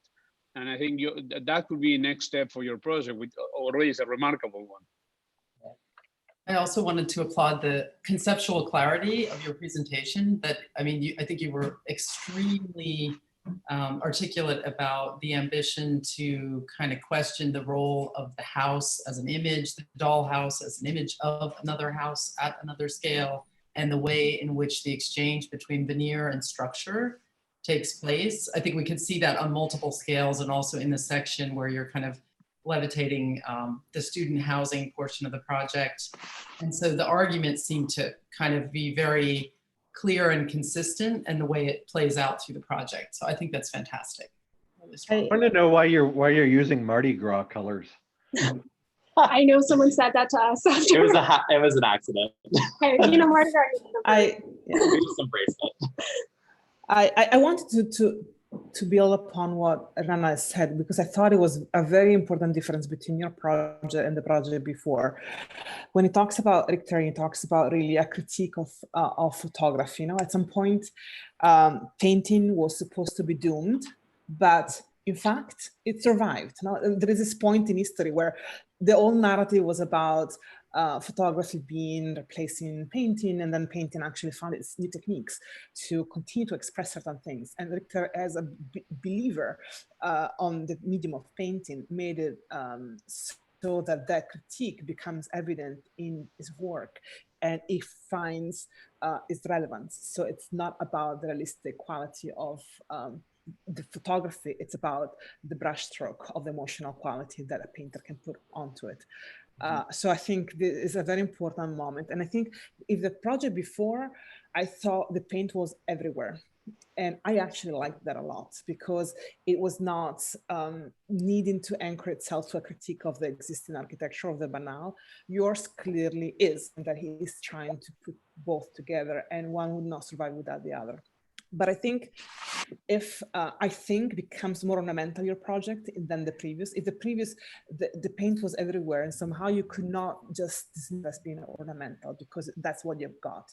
In your project, it is only in certain areas, and you are aware of this because you're presenting your project as a painting becoming the structure of the building. And you said this 100 times, and I think it's because you perfectly know that you need to ground this in architecture. And I think it reveals a psychological critique from your side towards your own project, and you need to sustain it. This is why I sent out these images of the shotcretes and the concrete spray, because I feel like your project, more than anyone, needs to rely on the material quality and how you would construct it. It's actually not about the miniature. It truly is not about the scale change. I think there is a real and true desire for you guys to make it real and to find that ground in the. So I just thought the shotcretes is an interesting technique, because you're literally painting with a hose of concrete that could be colored, and somehow the quality, although incredibly different, but the quality of the material is something to be tamed, something to be contained, something to be organized, like something that is fluid and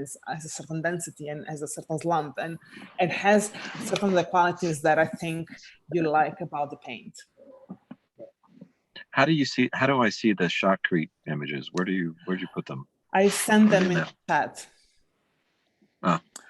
I also sent a few images before of a painter. She uses paint as its own material, like so she's not applying the brush stroke on a canvas. It's not relying on the canvas. As you pour into a form, and you create the same or similar effectual quality that was the brush stroke, but through the casting.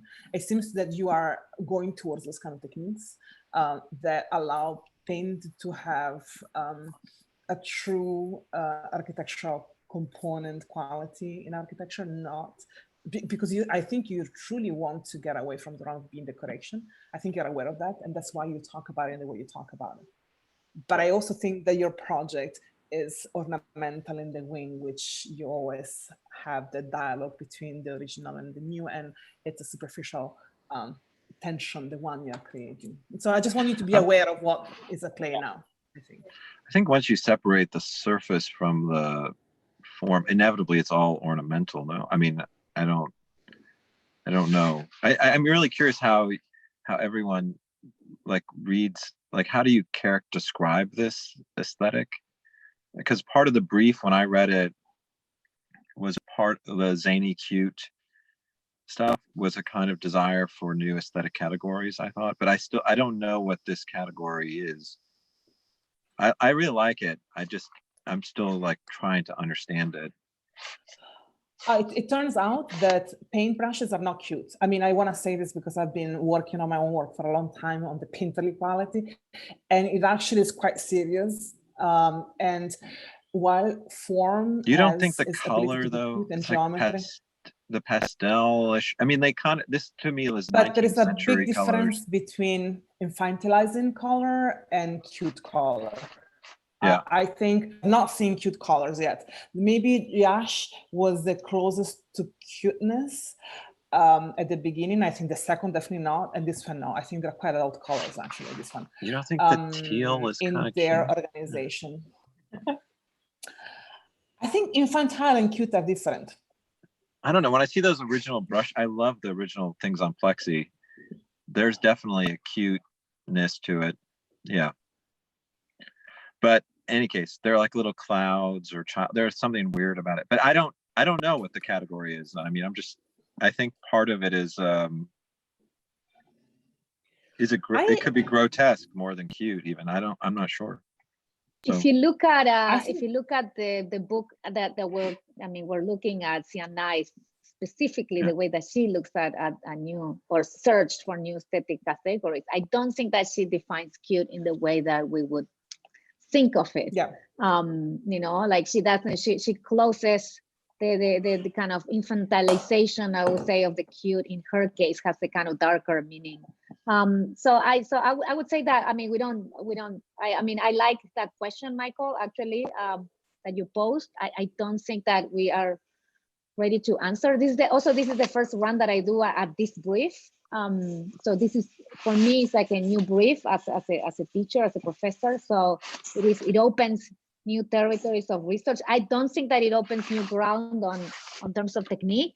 I think it takes on things that are out there, but that tries to redefine them. And for us, that the voluptuousness, I would say, of the later models, and I think for Jonathan and Christina, it's quite clear. Nevertheless, the purple, which is the one that takes it outside of that, I think that it has to do with kind of with trying to achieve an aesthetic of, I don't know, of rawness. Somehow the cute is heavily edited. You can imagine, because it's always super abstracted, like the outline of a character, or even like full colors is never mixed, more color paint by numbers. So I would say that here it starts to kind of derive. It's a little bit to Sciarc. She looks into Mark's theory of this jello-like combination of culture, in the sense of galerte. She talks about a galerte as a moment in culture where everything is combined in a kind of abrupt and disgusting way. So I think that all those elements start to happen here. So I would say Sciarc is quite on line to how we look at that aesthetic category in her view of the cute. I just wanted to, I have to go to a Yale meeting. I have to Zoom over to a Yale meeting right now, so I gotta duck out. But I really appreciate— We cannot buy you more time. Yeah, no. I really appreciate the kind of exploratory nature of the studio. It's always tricky when you're trying to do new things. And because those things hadn't been done before in this way, it's difficult to kind of like wrap your head around it and categorize it and talk about it. And I always see that as a kind of a good sign that you're introducing something that's maybe a little bit foreign territory, and that's what excites me about doing reviews like this. So I wanted to commend the students for going along on the ride that Florence had set out, which seems like such an interesting program and premise, and I kind of look forward to seeing how it develops down the road. But I gotta run, so thanks for inviting me and giving me a reason to put on pants today, but I gotta zoom off another meeting, and I'll see all of you guys around at some point. Catch you later. Yeah, thank you. Thank you, Mark. Bye. Thank you so much for joining us. My pleasure. Send me the bill. Bye.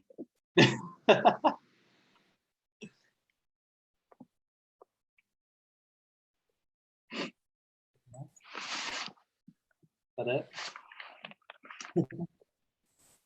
I got a guest here as well, another critic. Another critic came.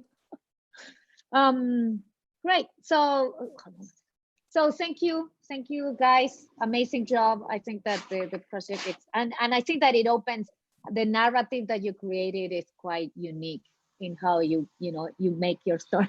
So hold on one second. Yes. So with that, we're going to move to the next team.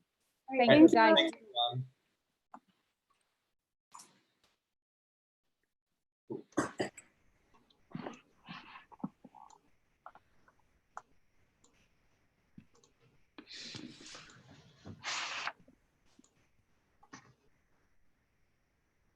So this is Sam and Wendy. So Hello. Sandy team. Can you see my screen? Is everything okay? Yes, Perfect. yes, we can see it. Okay. Hi, everyone. My name is Wendy Guerrero. My name is Sam Kaufman. Thank you again for virtually joining us today. We're excited to show you our project for the Colburn Performing Arts School in downtown Los Angeles. So these are some photos and documentations of the dollhouse that we built earlier in the semester. This one is the Garfield dollhouse. We built it from a kit.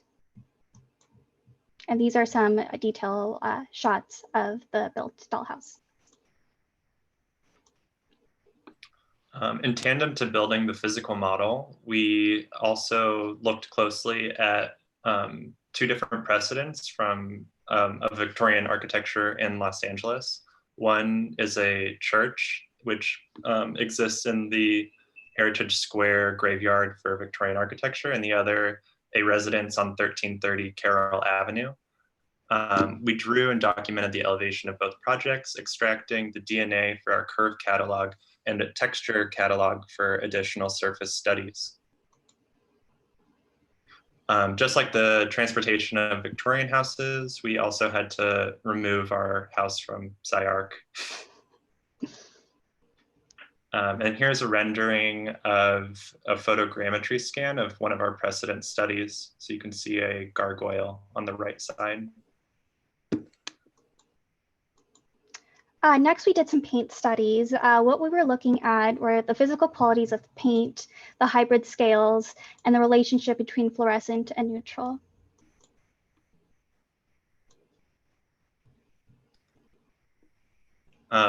We also, in the beginning phase of this studio, we're looking at ways to process volume for model making.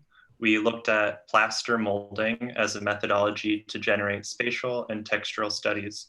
We began by casting fabric and parts of the dollhouse kit into larger blocks.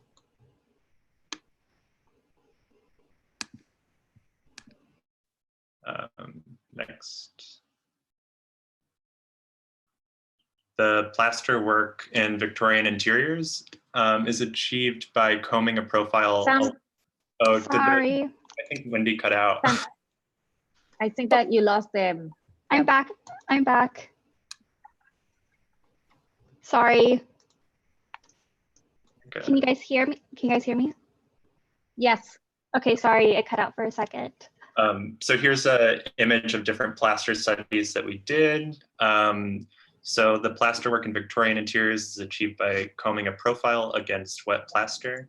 In order to create our own version of this technique, we developed a CNC mill workflow to embed precise geometry into our texture studies.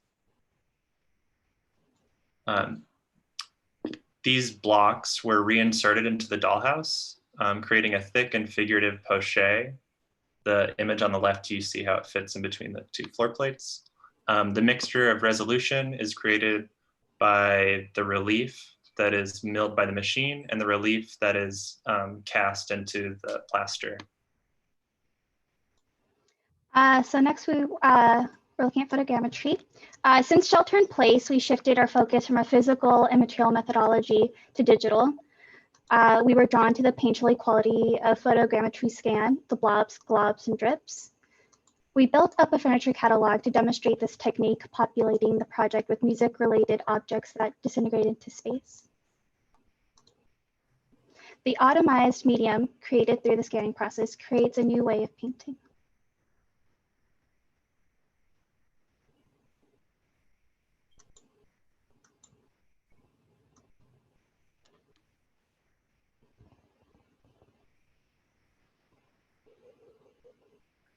Okay, these are the 4 different views of our final chunk model. Next slide. This is a zoom in of the front elevation of our model. You can see how we used a combination of photogrammetry scans and digital brushstrokes to create this sort of digital painting medium.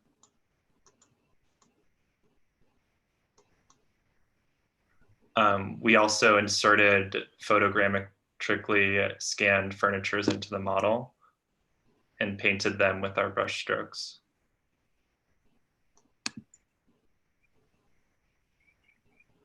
In our section, you can see how we were working within a more or less orthogonal field and these more discrete objects, which are the theaters that are embedded in the larger massing.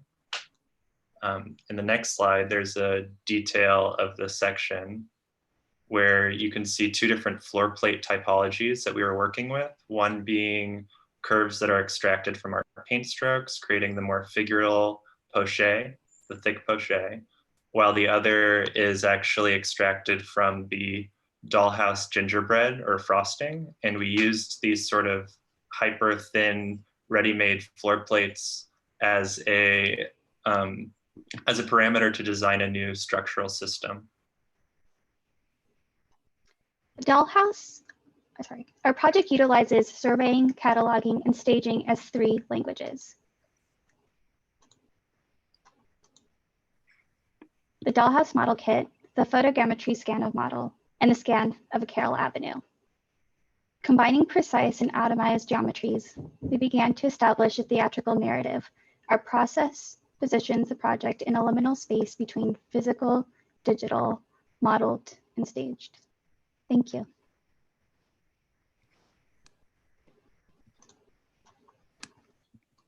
Thank you, guys. Wendy, can you just say again, you said there were 3 levels of the scanned house, the paint, in your last, like the second to last sentence there, you were talking about the 3 levels. 3 languages were the Dollhouse model kit, the photogrammetry scan of a model, and the scan of Carroll Avenue. Oh, of the site itself? Of the precedent. Mm-hmm. I love the, could you go back to where you had like the 4 views and then just maybe go close up into these are remarkable. They're really fantastic. I love, there's something here going on with the idea of background. Maybe we can look at one of them closer. Just really fascinating in terms of the overlay of the different mediums and knowing about the plaster casts and the CNC, and then how that makes its way into something that, we really can't discern anymore. If that is a physical, is that a point cloud or a mesh, or is that an image, photograph of something that's then brought into the model space? And just the way you've worked with lighting here and the drift of painting and the way the painting spills out of the kind of precinct of the model chunk. I just think it really innovates on the studio brief in a way. I mean, these are very fresh. These are since the midterm, right? These are yes, new, yeah. They're quite stunning. I think also the degrees of resolution, like from what I'm seeing here, it's extremely high resolution, and then you feel like you're looking at an image that is kind of a capture of something with a scale you almost can't, or a resolution you almost can't sort of perceive because it's so packed with data in a sense, these points. Anyway, I think they're exquisite. And I think the way you describe that, the sort of different levels of how this becomes a sort of hybrid space where it's neither 3D model, nor is it painting, nor is it photograph, that the mediums start to become more promiscuous with one another. I think that's very powerful here. Thank you.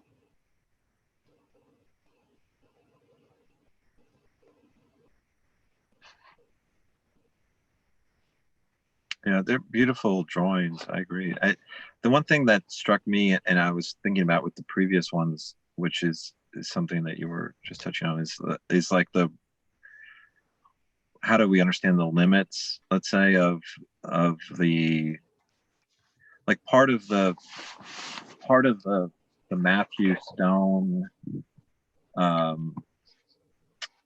as little as I know about the work, seems like there's a kind of, I think the background and foreground gets kind of pushed, like collapsed with each other. Everything becomes a kind of middle, it seems like, or you lose the figures with the mark making in the background. It's all kind of mixed together. And I think so I was trying to figure out, like, how do you deal with the site if you need a site? Because inherently the brief is kind of, it seems there's a site, but the site isn't really that important, maybe. But in this particular case, it's, you're starting to try to look at how to destroy the edges of the object a little bit with the point cloud, and it's nice as an image. I don't know how you actually do it in real life, or what it would be, or what is this thing, if there has to be a material consequence outside of the drawing. Let's say if it somehow, if you want to live outside the drawing, let's say, or somewhere to try to make it real, what it would be, I have no clue. But I actually, Michael, this group is the one that they have been working for some time now. They brought it to the studio in a way. Is that idea of the mill plaster. So they actually they are very antique in the sense of their use of the medium, which is, for their case, is plaster.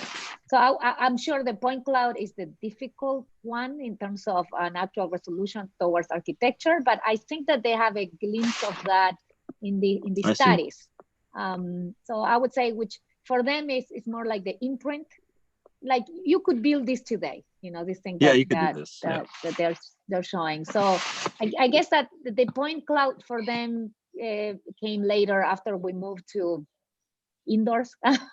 And so it was a way of, and it went more towards their narrative, and blurring the edges. I think that's an excellent point. And I think you guys, this is what you try to do, and this is how you use the point cloud in certain sense.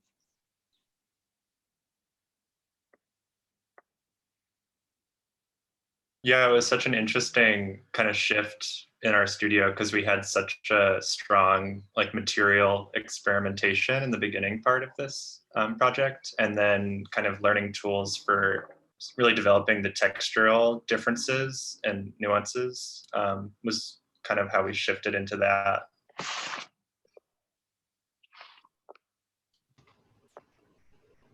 I have to say one thing also in regard to that, Michael. The studio was not trying to resolve an architectural detail, but since we were going to have models that were 1-inch scale, these huge models, it was just one step closer to what do you do with this stuff? I mean, what do you do? Yeah, we're not like Matthew Stone, but our intention, and as Sam just said, was to really just go one step closer, never answering to how you would actually build into 1-to-1, but in a 1-inch scale, we would have figured out at the scale of these models, the Victorian house models that we had. I mean, these are like what? I mean, they're like 4 feet. I mean, how tall is your house? We had done one step at giving it a try, I would say. And we end up going digital, and it also, I think, to some point, it helped in discovering new things and being more precise on the micro translation, and then one field of architecture, which is representation. So we didn't get to the testing, sampling, but we did go through representation, I would say. How does everybody pick color? I still don't understand. Like, color to me is always, I love it, but it's always a mystery to me. Yeah, they're beautiful. I mean, I tend towards, let's say, these fluorescents also, but I don't know, I don't know how to deal with it in even talking about it. It just is like I prefer certain colors, I guess. And it changes. Like, I could say, I'm interested in, I like brown, but if you asked me, I don't know if I like brown actually anymore, but like, certain kinds of like burnt sienna, let's say an orangey brown, I like it, but I probably, if you asked me 5 years ago, I wouldn't have. I have a very fleeting relationship with color. It always scares me when architecture, like, I don't know how Mark Mack did it, but like I just have I would have a hard time with the architecture, the color in architecture, because I just feel like I would get grossed out by it pretty quickly. Well, for us, our palette kind of dealt with the relationship between the neutral and the fluorescent, the neutral being a very accessible color and the fluorescent being an inaccessible color, and kind of finding the tension in between those, because fluorescent's really hard to replicate digitally. Yeah. So it was kind of more of a game for us. Did you do it with pigment, literally mixed in? Did you mix your own pigments, or did you just buy, is it out of the tube? Pigment. We also introduced some flocking for some texture, but the fluorescent was a high flow pigment. And then we also did not spackling, but we did like a gel molding to kind of give it volume. And then the lighting, like, I think this is true. I've also, again, I'm acting like I know a little bit about this guy's work, which I don't. Matthew Stone's, like, the lighting seems really important on the brush strokes, like very low. Like, this is one thing I was also struck by everybody's projects, that nobody's really dealt with the lighting yet in the like how you light a brush stroke to make it look textured. Seems like incredibly artificial, and then you replay it onto a canvas and it has this other effect, it seems like, in his case. But you seem to be doing that, like this really low light. It's not it seems like it's like not a straight on light from behind you, like a flat light. It's like a off the side. But when it hits the architecture, it doesn't, the lighting, let's say the fake lighting is gone. Not that it's problem. Again, I'm not making judgments about anything. I just am like trying to understand it. I feel like it's all interesting. I think with the lighting, we were kind of thinking about the narrative from the brief, and like this idea of theatrical lighting, sort of this like directional, high contrast, but also kind of low light, artificial lighting, which is something that we tried to bring it into the representation of the model chunk, bringing it from the paintbrush catalog to these new renderings. But in terms of what it means, sort of like what sort of narrative or sort of experience are we trying to create? Well, it seems like there's a great diversity of how you're treating the spaces. Like some of them get almost stuffed with matter. So the plaster in the center of this image, in the middle of that space, is almost like if you would spray expanding foam into a void and kind of watch it start to push back at the section itself. And then in other spaces at the lower right, in the performance space, where it's much more subtle, the paint is kind of adhering to the walls in a way that is very, it's sort of as if it is at the service of bringing color out of the wall. Again, I think of Wolflin, where he talks about Velázquez, and he says there was this amazing moment with some of the paintings of Velázquez where the paint actually started to kind of detach from the body itself.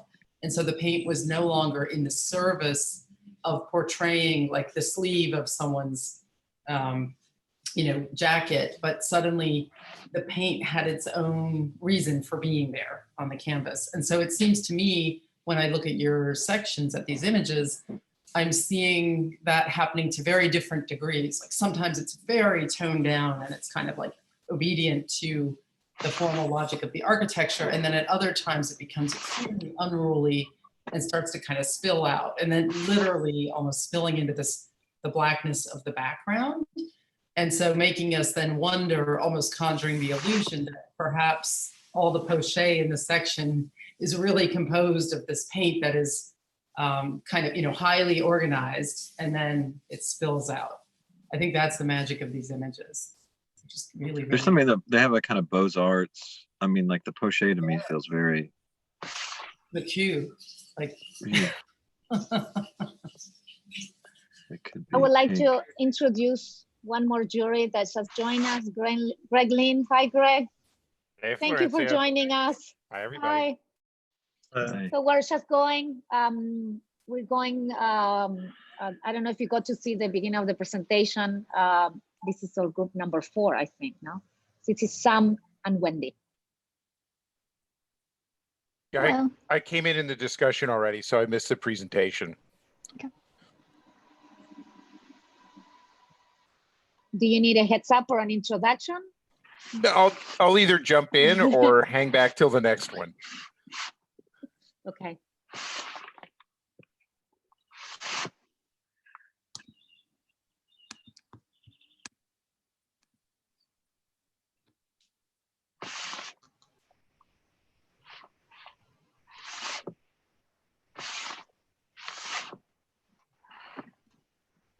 So I guess that's like, if we don't have any more comments or, you guys, Sam and Wendy, these images look quite amazing. I agree with all the comments. I think that it's, the poetics of the back. I think to Marcelin's point, yeah, like the Velázquez, in a way, the black background, kind of Rembrandt-like idea of almost these guys are almost like portraits. They have all the features, the outlines, the kind of the different characters. And in a way, to the earlier conversation, I think that you guys really try to combine all of the mediums possible. It's also trying to, how put more paint, put more cast, put more like flock, or put more of the kind of exploded. I would say that what is nice about these images is it might not be, you imagine more like a demolition rather than a construction, to Michael's point. Can you build this? Maybe not, but you can definitely demolish and explode it and you get these images. So one thing maybe to add about this project, which I find it super provocative, is in a way, this one to me is touching on some more contemporary obsessions about painting, about trying to get out of the frame. So, but also in a strange way is a kind of a, even though it's driven by technique, like many of the other ones, it also incorporates certain kind of a more conceptual thing. Like this is almost like a painting exercise meeting Mata Clark in reverse. So there is something about that I find it very original, and it moves a little bit outside the zone of comfort on it. And again, maybe it's the illusion of the images of the painting almost escaping from the architecture of it. And I think that's an interesting possibility to keep thinking about, okay, what happened when the painting becomes the thing by himself, and it will have to take a life on their own. And if you will take that, you will have to figure out how to domesticate that. And in a way, you start to introduce a possibility, kind of a more like a Dr. Jekyll and Mr. Hyde kind of approach, in which, again, the painting is not constrained by the frame of reference of the Victorian house, but it starts to become its own thing, which it will require a different kind of rules for it. But there is something really powerful about that. And I wanted to point to that because I think that your project introduced that as a different possibility. And I think it can go even farther, but I like that it starts to liberate himself. From my point of view, this kind of studios and this kind of exercise is always, it's about deploying mechanisms to liberate ourselves from the constraints of architecture. And I think to really go literally with that and really push beyond the constraint of this case, using the Victorian house as a foil, I think that opens the door to a whole series of other possibilities. So I find that incredibly important point. At least it caught my attention right away.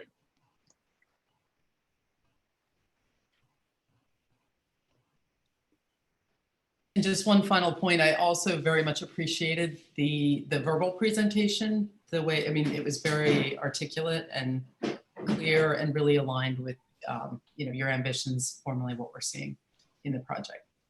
Thanks.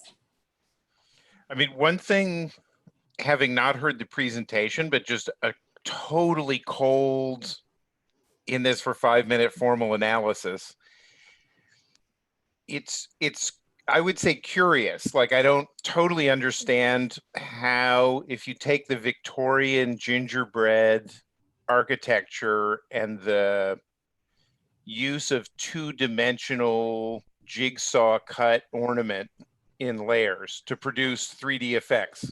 So it's very much about how can you use flat stuff layered to produce three-dimensional qualities, to then use a brush stroke, which is typically a two-dimensional thing thought in 3 dimensions, to make a poche and volumetric, much more Beaux-Arts approach. It's just a curious collision. I don't totally understand formally, like why you would take that Beaux-Arts 3-dimensional approach and apply it to something which is getting so much mileage out of 2-dimensional layering. I mean, I don't know if that's something in all the projects or just in this particular project, but it jumps out at me as slightly ironic in some way. And I'm just curious if you're aware of that irony, or if it's just that everybody models in 3D and everybody's translating 2D into 3D, and so you just did that. And I would only just point out, one of the great things about this kind of gingerbread architecture is how much you can do with a jigsaw in 2-dimensional layers to produce 3D effects.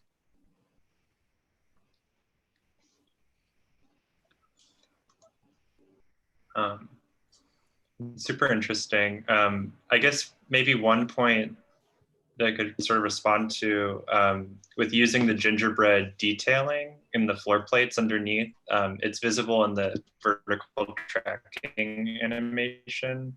You can maybe play it, but it's sort of the layering of these flat pieces, and then when they're sort of viewed spatially, there's like the collapsing and parallax effect. But I think that there is sort of these distinct modes of working. Whether there's an irony or not, I'm not sure.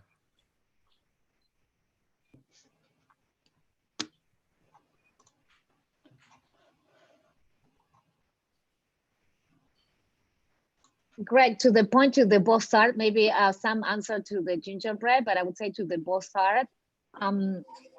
You know, I mentioned earlier that the studio, we only work in section, and then we were going to do this physical model. So what you're seeing here as a chunk, they were going to be the students build. Maybe Wendy, you can go back to one of the models. You have a physical model image there. So we did 1-inch scale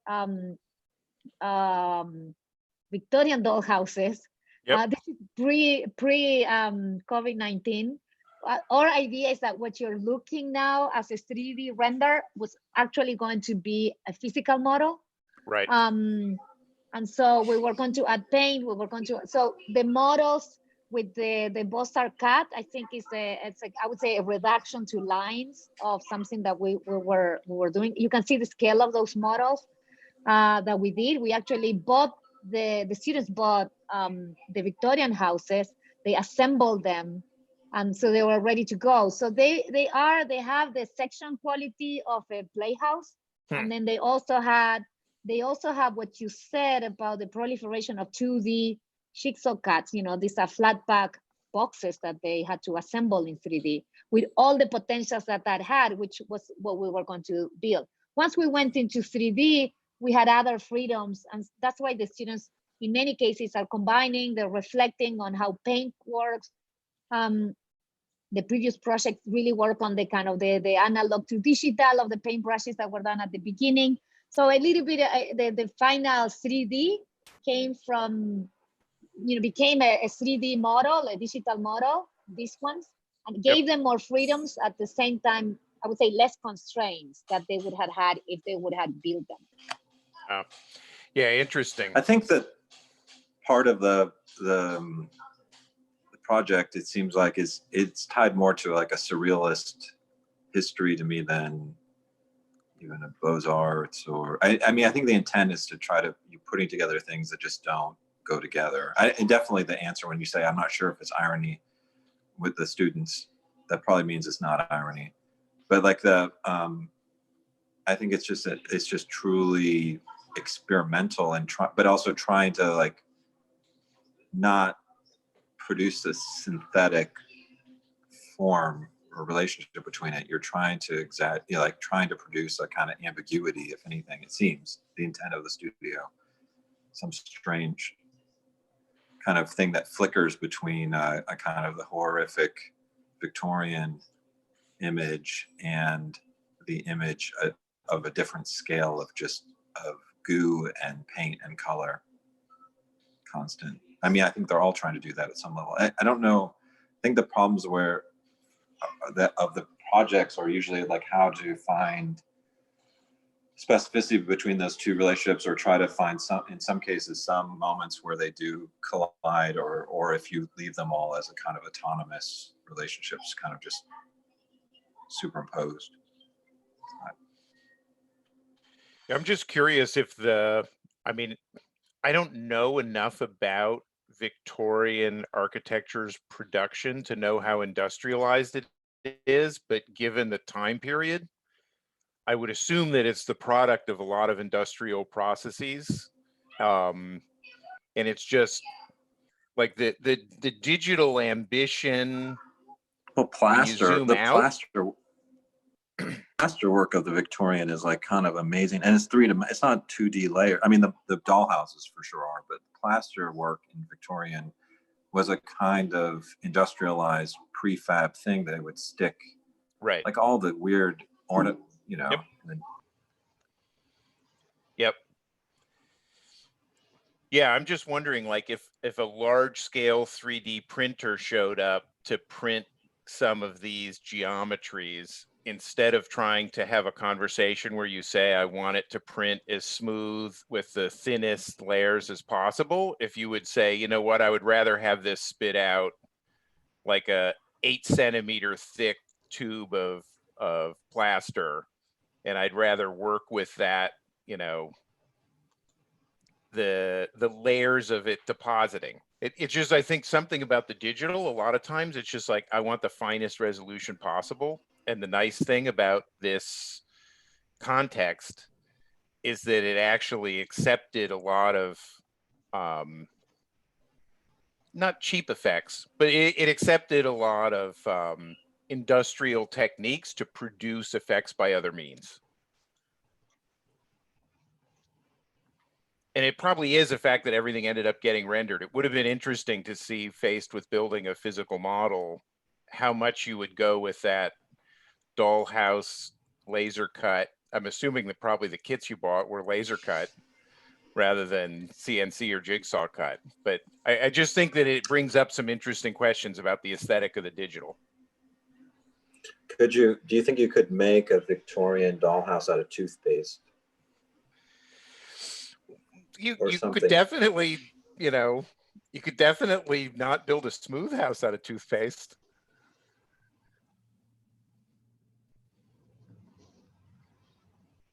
I think that we won't be able to answer maybe a future semester when we're indoors again.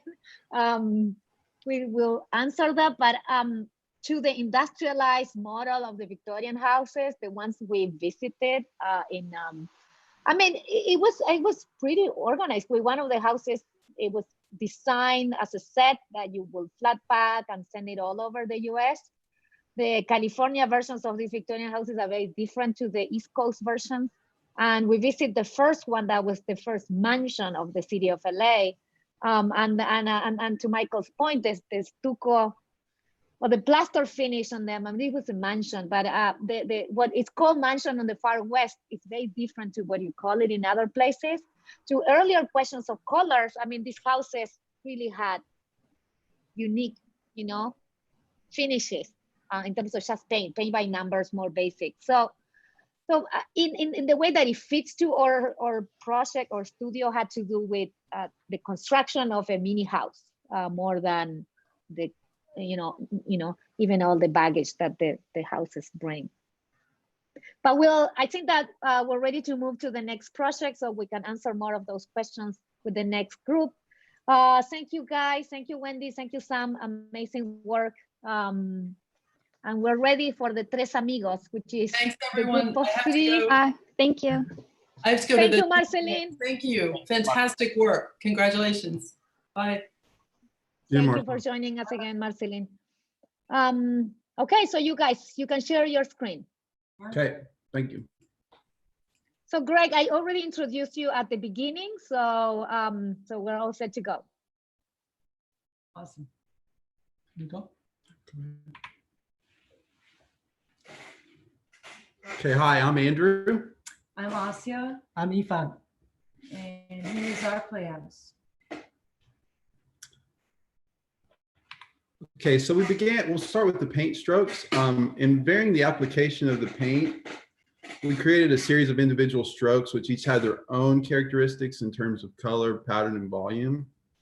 It was these respective qualities that informed their application to the project, creating a new interplay between house and its parts. So here we might see more of a stroke technique and thickening, where in the next one was more of a massing and of movement. Here in this next one, we'll see kind of a massing and a movement to where the massing jumps from rug into furniture, into wall, kind of combining it into a conglomerated tectonic. And then this next one coming up is what we used was a single brush stroke technique with etching.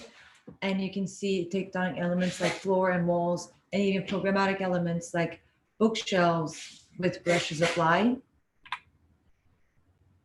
And our next one is a dabbing technique we use to create a textured textured brush on a flat surface, in a way kind of like plaster, and how it visibly be seen.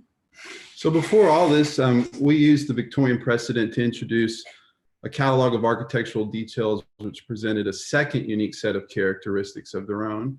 And applying the brush strokes to the Victorian details, we began developing a kind of a more informed integration between the brushes and the select set of Victorian profiles.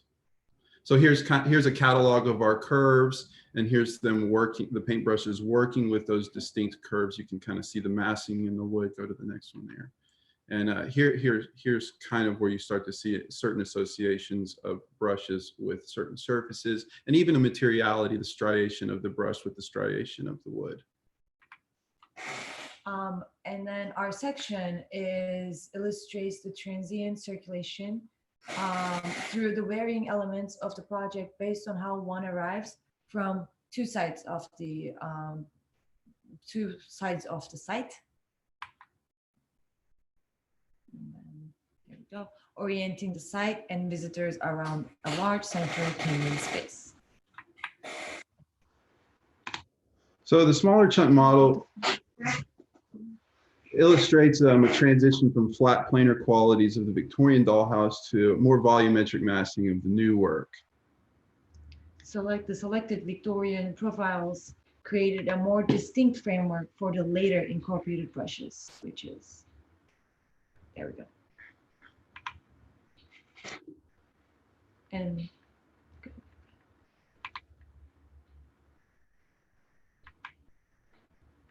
And then within the dollhouse is the further integration of all elements of the project, connecting through a fluid open plan, which the Victorian house supplements the various theaters in circulation and small gathering spaces.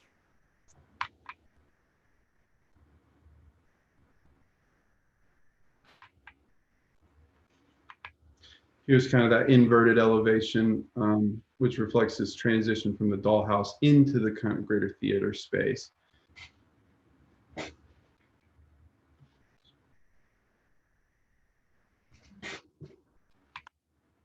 So in final interior views, we begin to see how the atectonic brushes obscure the transition of architecture elements and collapse scale. style and space, and the fused architecture elements, which create a distinction of parts through the blended qualities and characteristics of the brush strokes.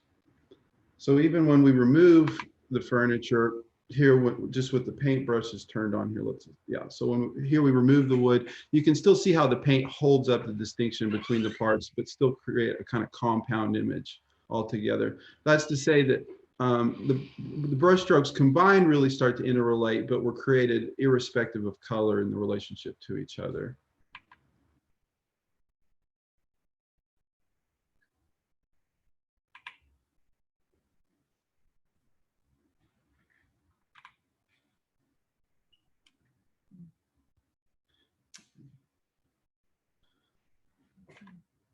And we can end on this animation here. This is just a simple pan through the existing dollhouse and all the combined elements, where you even see the wall kind of being more of a tectonic element blended into the furniture and everything. Yeah, that's our playhouse.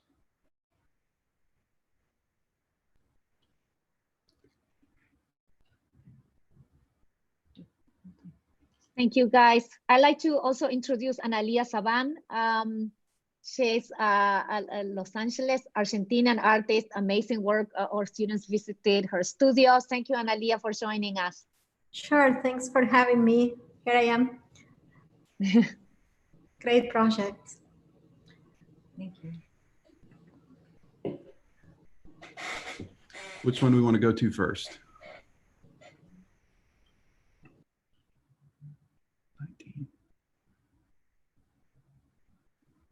Yes, maybe jump into the one of the 18 or 19. Yeah, I was going to say 18. Funny you said 18, sure. So in terms of continuity between rooms, what's the I'm not totally sure what I'm seeing in terms of continuity. But do a lot of these strokes go against the kind of spatial logic of the house, or do they reinforce it? I wasn't totally sure. I saw a little bit of both. I would say reinforce it. And I'm more trying to make the point that we didn't conceive of these strokes to have a similar color palette across them. In fact, that they were kind of deliberately different from each other. And the fact that they did actually start to kind of compile in a fluid way once you're at the scale of the interior. Maybe this isn't the best shot because you kind of see them they're not necessarily connecting it, but visually in the interior space, despite the strokes being completely different in terms of color, they do kind of collapse. But not just in a sporadic way. I think you still see the distinction of the furniture and everything. And it's more the technique and the application of the stroke that end up being the binding factor between the spaces. So I honestly I can't see it the way you guys do as reinforcing the structure. To me, it seems like it's always counter. I don't know. But the one thing that reminds me of, somehow it just made me think how this is very Victorian Gothic. Maybe it was your lettering that did it, but like that the Victorian Gothic is always tied to a kind of psychedelic, has a kind of history tied to psychedelia and surrealism, kind of beginning of modernism. It's hard for me not to see it like the rainbow blood almost kind of pouring through the building, almost like a kind of both kind of horrific and also psychedelic. I don't know, sort of transcendental. Bahama Victorian. Yeah, I don't know. It's very Victorian Gothic, the whole thing. It actually seems the most so far. And maybe it's tied with it. I mean, it seems the most aesthetically within that realm already that we've seen for some reason. Maybe it's just that now this is, starting to see more of it. Where is it where it's in alignment for you? Like this, and even for Greg, when you said sometimes it's with and sometimes it's against, I can't see anything other than looks like a bunch of like Muppets were exploding almost, like blood everywhere, Muppet blood everywhere, you know. Yeah. Yeah, I agree. Once you're in the spaces, I think it's going completely against the room logic and connecting things up. In the sections, it looks like there's kind of a different color palette per room, and I was just curious about it. And then in your section, the roof ends up crossing through and becoming the ceiling, and there's all kinds of continuities there spatially you're doing with the addition, let's say, or how it merges with the existing model. It becomes much more about continuity between surfaces that maybe isn't literally visible, but at least geometrically continuous. So I agree with Michael. I think it's better to side on the fact that this is flowing through the Victorian rooms, not just as decoration, but spatially and, as a surface anyway, if not volumetrically in everything on the right side of this image.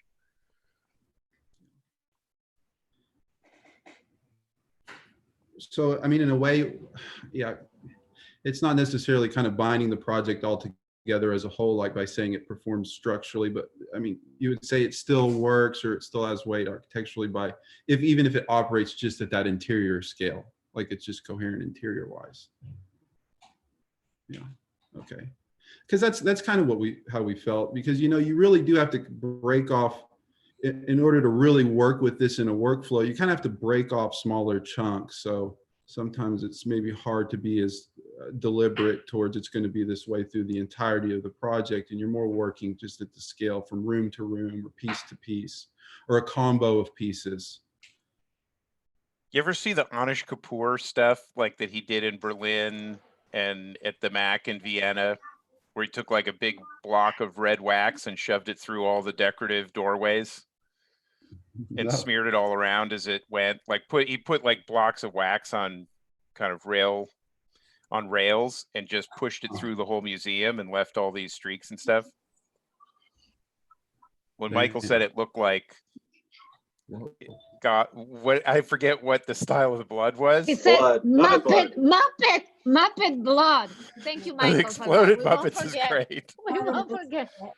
I thought that was a compliment. Yeah, but like yeah, I mean, I'm not sure. The one thing I'd say in your case and everybody else's case, there is a kind of lack of windows or openings. It's very much like the inside is the inside and the outside is the outside, even though color seems to be promiscuous, let's say, and kind of go between inside and outside.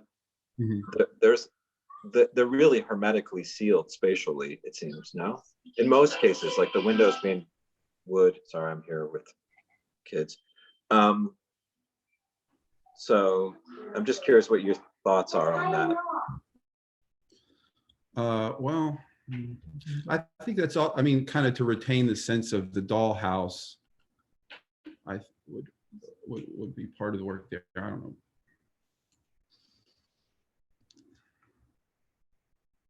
I mean, it's the fact that I actually my fault it is to, I mean, I'm to blame that I asked them not to put glass on the windows, so it looks like a haunted house with block, wood. But it's almost as if not even you have no transparency, no reality.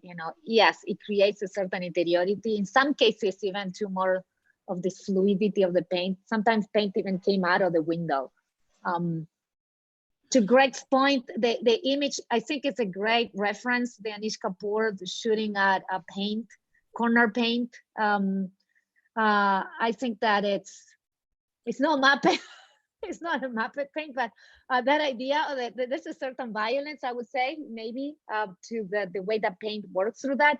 Maybe in this case, it's a lot more stylistic for also this team, really try to achieve a high level of proficiency in the finish, in the matching of the original paint to the digital paint. So there's a lot of, Andrew said that work piece by piece, room by room, piece of furniture by piece of furniture, and then bringing them back together. So there's a little bit of an isolation and then reassemble of the parts. You know, and even in this slide, what kind of ended up being more at play was kind of a more storytelling, like the paint, I don't know, in a kind of in an intelligent way, even started to create little themes throughout. So how you set it up. So looking at the curtain in the piano back there, go back to that, you know, you're as you're kind of now moving around the project, there's kind of more of a playful storyline more associated with Dollhouse than kind of a architectural project. I think one, and maybe this relates to what Michael and Greg have been mentioning.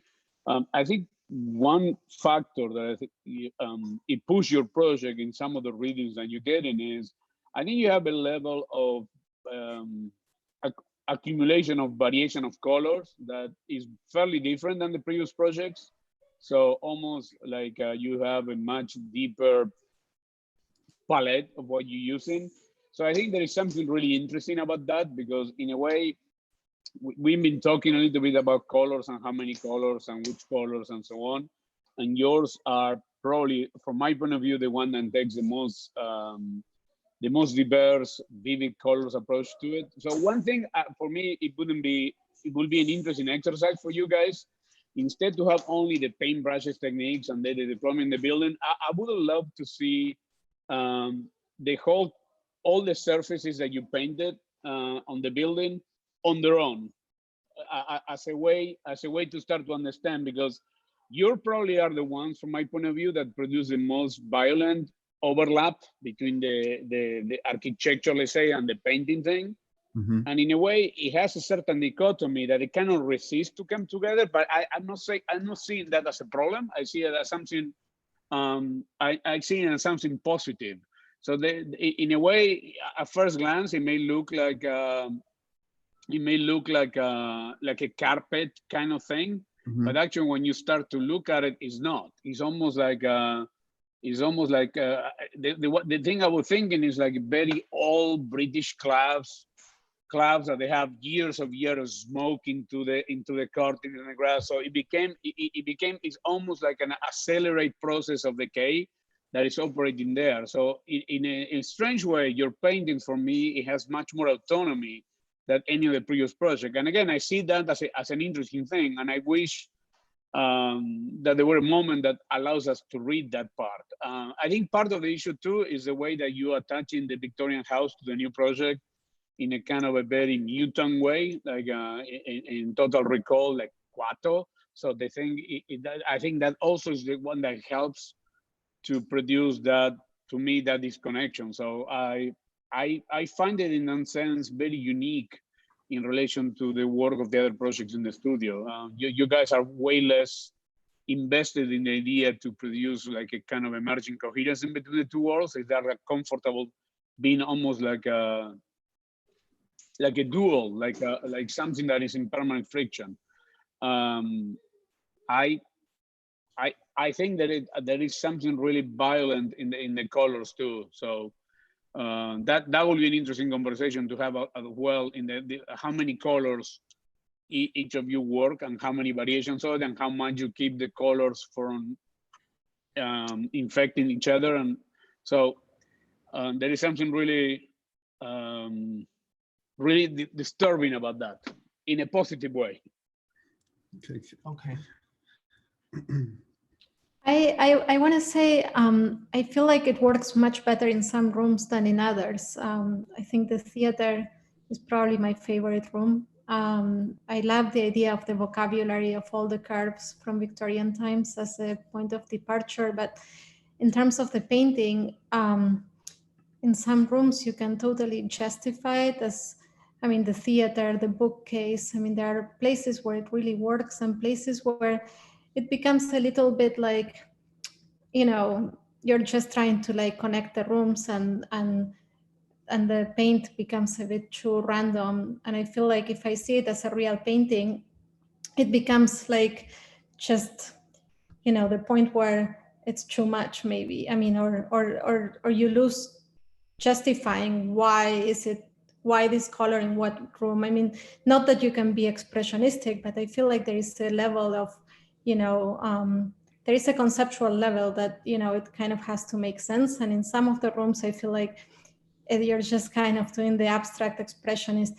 There are very good abstract expressionists where, you can kind of see what's happening. And then there is the my child can do that type of abstract expressionism where you're just throwing paint around the room. And I just feel like I would tighten this up a little bit. And I see it in the theater probably as that's for me the highlight, where I could almost imagine a theater look this way, and it would be a very exciting place to go.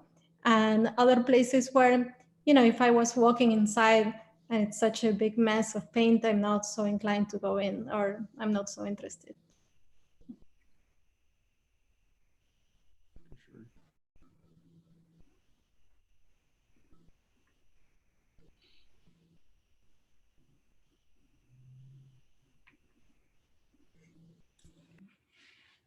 I think, I mean, if you stop 1 second, Andrew, on this image, yes. I think to Analia's point, the minute that there's no more canvas, which is like these renders that the students did at the end, they add them into the presentations, is where all that is basswood or wood disappears and paint it's on its own.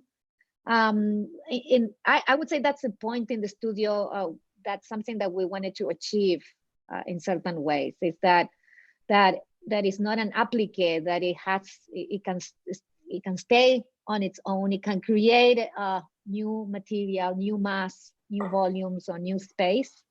So I would guess that yes, to Analia's point, it's not, you're not like that chair. I don't know if you see here, but there's a chair on the table and some of the bases on that.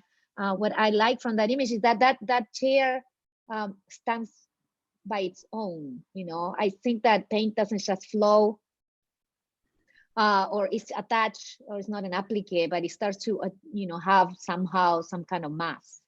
So I think in this project, maybe you guys, you can start to find what she is mentioning about the kind of identifying when does paint work on its own and when it's just flowing on the walls, So I think that's, so I just wanted to point out at this render where it's not only in the space, like in the auditorium, but it's in the smaller objects when they're jumping in scale. And I have to say, I mean, this image as opposed to the ones that have the wooden architecture, I agree with you. I mean, I think it is fascinating to see them in the space without any structure, let's say.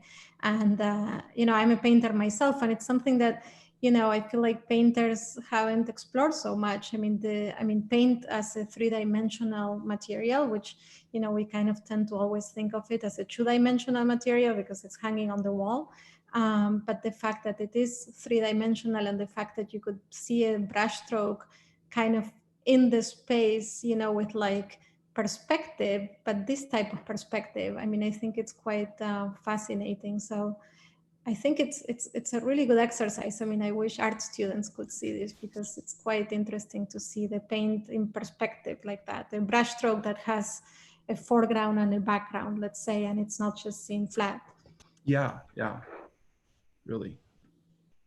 Well, we saw that in your studio, actually, Analia. And I think that many of the students, we didn't get to do physical models, as you can see, which was the aim.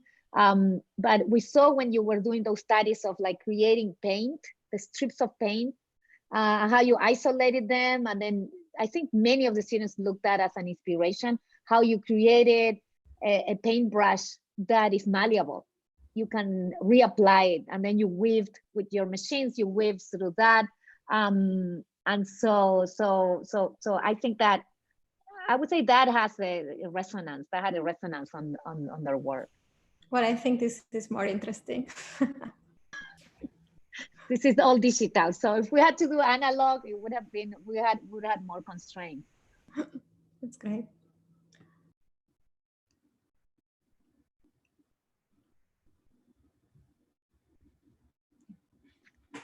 So excellent. If we don't have any final comments on the group, I think that and I think that it's to the earlier conversation. Even Michael talking about the Muppet blood, what you call Muppet blood, and then Greg, I think he uploaded an Anish Kapoor image of that frame. One thing I wanted to say is that color is in this studio, even though it's about paint, it's not about color. So it's a little bit strange, but we see that we haven't talked about color. We didn't talk with the students about what colors they were using except at the beginning.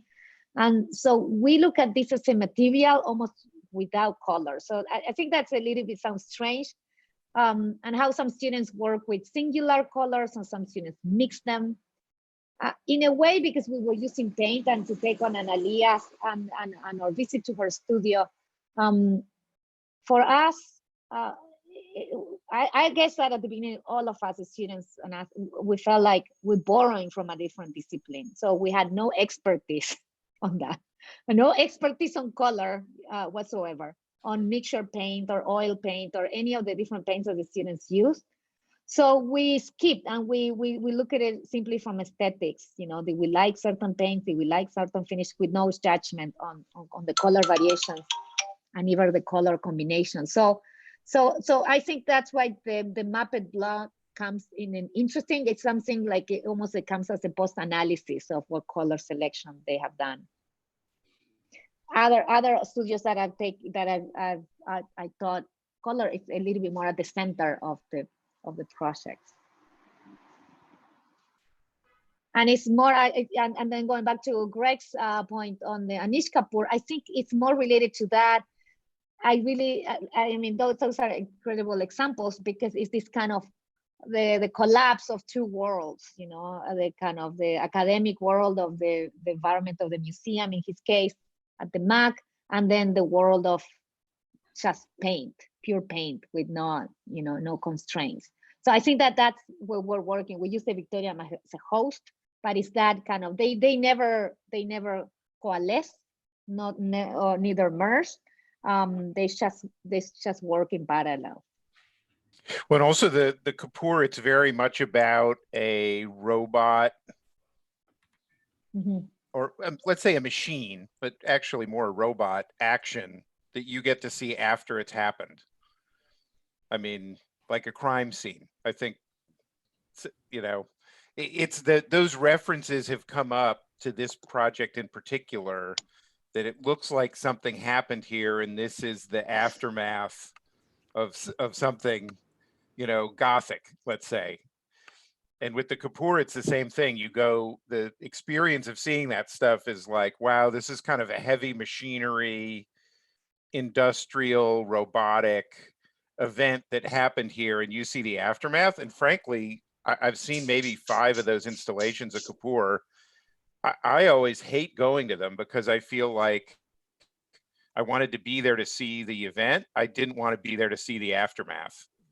But there is definitely a feeling of like, yeah, like a murder, like a Muppet murder scene, let's say, is appropriate. Why Muppets? I put an image up. It seems like the Muppets are oversaturated. I don't know. They're like different. I mean, they have more primary colors, I think. I don't. Yeah, no, but yeah, maybe yeah. There is a fundamental difference between Sesame Street and Muppets. I think Michael was thinking more Sesame Street.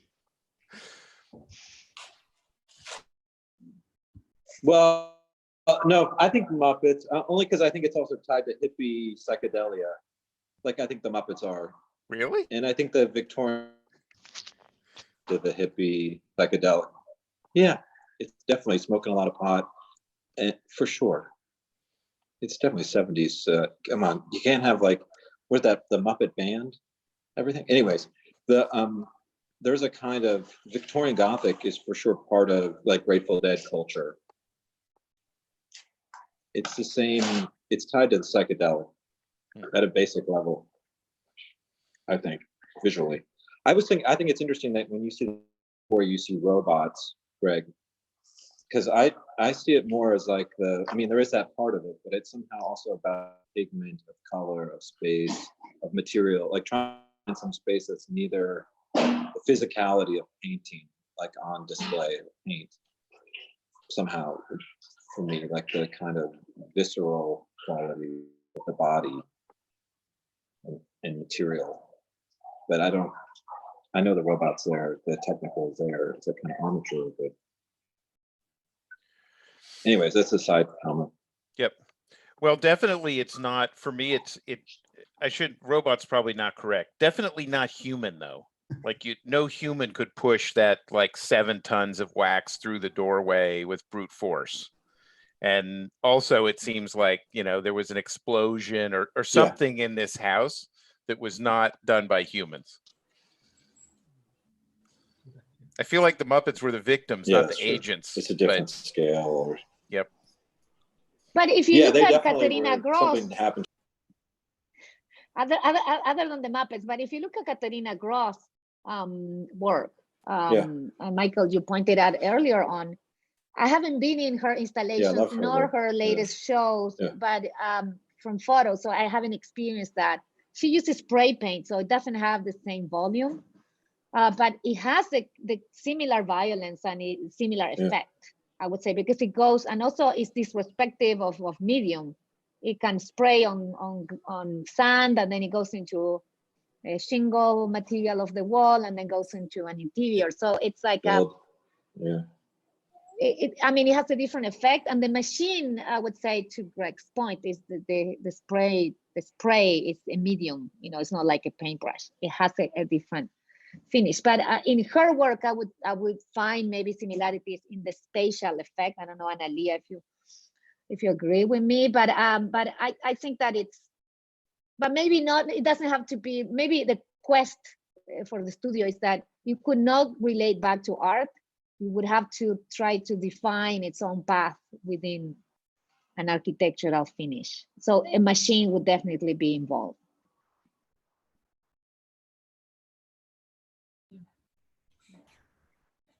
So a toothpaste. I see somebody say like a giant toothpaste. So Muppets, toothpaste. It feels like toothpaste to me. Everything feels like toothpaste a little bit. I was wondering if the ideal architecture is glass or instead of wood, you know what I mean? If it's better for the architecture to be an invisible armature as opposed to like a physical one. I don't know.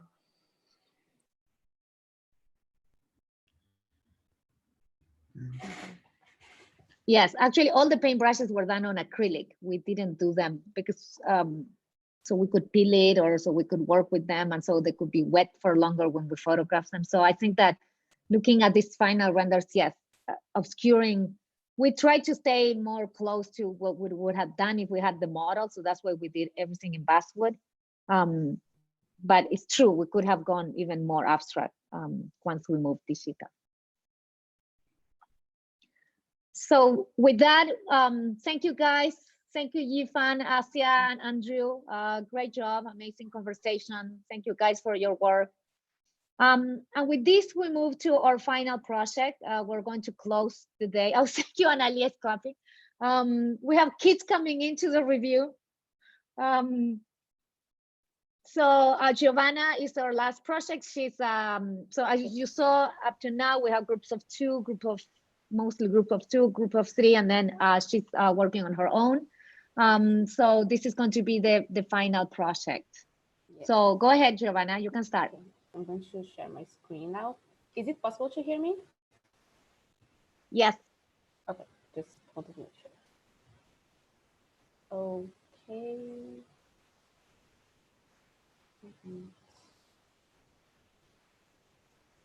So is it possible to see my screen? Yes, we can see, yes. Okay, so I'm going to start then. So hi everybody, my name is Giovanna, and I'm going to present here my final work in this vertical studio. So my project, as opposed to most of the groups, I decided to focus much more on the brushes, and the colors were much more in the gradient way. So my colors were mostly from from the whitest, from whiter colors of like brownish or orangish to more of a darker brown or even black. I started with the brush strokes. So these are some of the brushes that are more lighter. And I wanted to also get the texture of the canvas because I wanted to paint them with a canvas on the bottom of it instead of using either acrylic or simple papers. So I could get a bit more of a texture in it. So I got a very interesting textures, even though after the acrylic was dry, it didn't get a lot of this shiny texture. So those are the darkest tones that I could able to get. And also after digitalizing, I was able to 3D print a few of these objects, and I was thinking about using this technique with layering some printed images of the brushes on top of this 3D print, but because of quarantine, I couldn't make it. But in the physical model I would use maybe this technique. So on the Visit and Dollhouse, I used the colonial drug as a research for the Heritage Square. And it has very interesting interiors. However, the exterior was a bit challenging because most of the drawings were more straight instead of using more curves and more of referencing the Victorian drawings. And then those are the traced models. Those are the traced drawings that I did from some details. And on the right, it's the dollhouse that I used with a few brushes that I started reusing it. And we had like a process of making this dollhouse. So the front and the back of the dollhouse, this is a very interesting differential from our dollhouse because the front and the back are completely empty. So there is a wall on the back, and we decided to remove it. The 4 people, we decided to remove because it will be more interesting for the project in the end, for both of the groups. And then with the drawings that I did before from both the colonial drug and a catalog of a few books from Victorian houses that you can see in the left, I joined both these drawings and started making some catalog of curves. And with that, using them as a reference to drawing the building. So the final project, in the end, I decided to use the dollhouse as a circulation area between two buildings. So the one on the left has the smaller auditorium, and the one on the right has the bigger auditorium. And basically the dollhouse is in the middle. And this is a detail of the chunk that I decided to focus on. This is how the chunk became in the end. And if you see on the back, it's possible to see that I use these areas kind of like a lobby, kind of like a balcony area. So these areas are completely open. And those are a few details. This is a few details of the smaller auditorium in the end.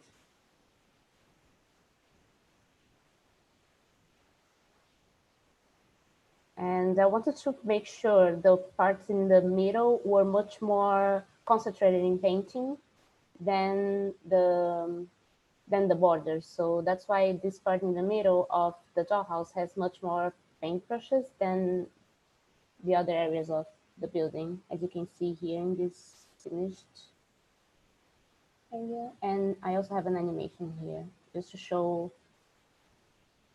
So from the top to the bottom, it's possible to see the brush strokes crossing most of the areas, even on the top of it. And then this is the final part of the animation.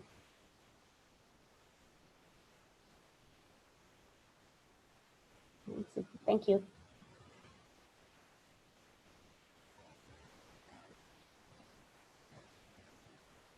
Thank you, Giovanna.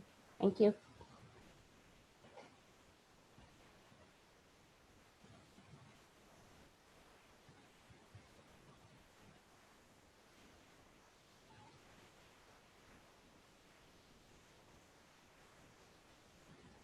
So with that video and with the images, were these renders that were rotoscoped onto a model, or are these 100% model views? They are all, there is no model views, it's only renderings. Okay. Okay. Yeah. Yeah. Only the only images that are like real models are the ones in the process of the of building the dollhouse. The rest is just images of just renderings, basically. Yeah. Okay. Greg, when we had to move after me review, they built the houses. They bought the houses the first day of class. They built them up to midterm review, and then we moved in. So we couldn't finish. I mean, the houses are finished, but they're not. We didn't. Our idea is that today we were showing physical model in final review. No so problem. we mimic But the renders. I think the but these sheets are, well, let's say the interventions of the brush strokes are more relief in 2D than they are three-dimensional poche in this project than the other ones I've seen anyway. And I was just curious if there was some influence of, working it on a physical thing or not. Anyway, I find it very interesting how the difference between let's say that Beaux-Art approach. I think this is much more in that jig cut flat surface. It's much more in the family of the context than the previous ones. Could also be, it seems almost like Mesian marble in some cases to me also, like you're saying. It's flat, it's material almost.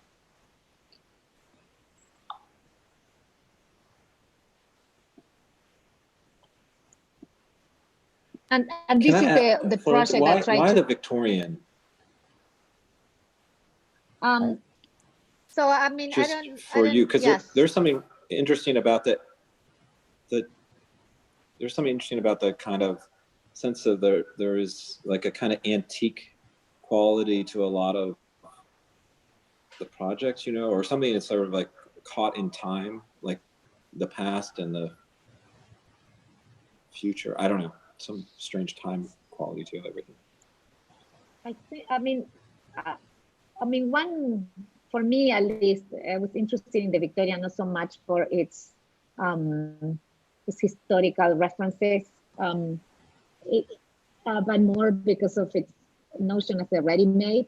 When you buy a house that is like 1-inch scale house, I mean, you can buy.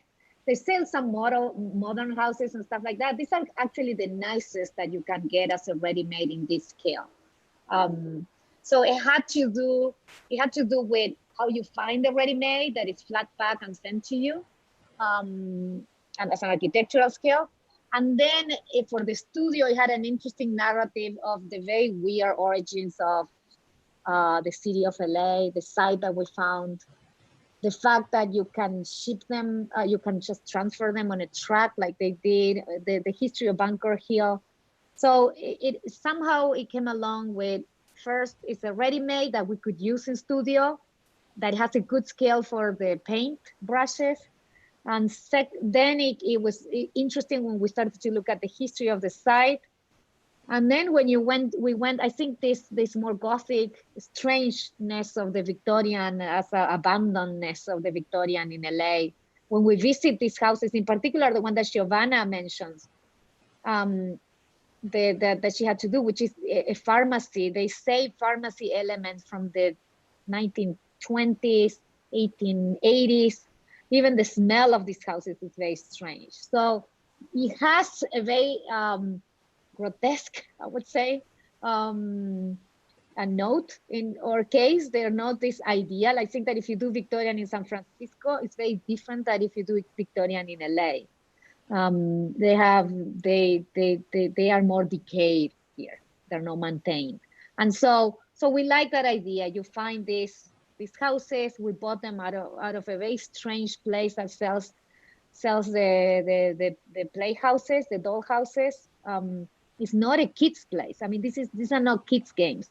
So that's why I like the idea of the Muppet Blood or the Anish Kapoor. These are not playhouses in the traditional play. So I think that it's in a way the Victorian house is a crutch that is holding together many ideas, but it's not being used historically in such a clear historical manner. I don't think that in LA you can see these houses historically such, in the same way that you would see it in the East Coast or even in Northern California. So we play with these things. There's a kind of sepia tone to this whole project that feels antique or something to me. I don't know. With the colors? Yeah, just even the first images. I don't know. Yeah.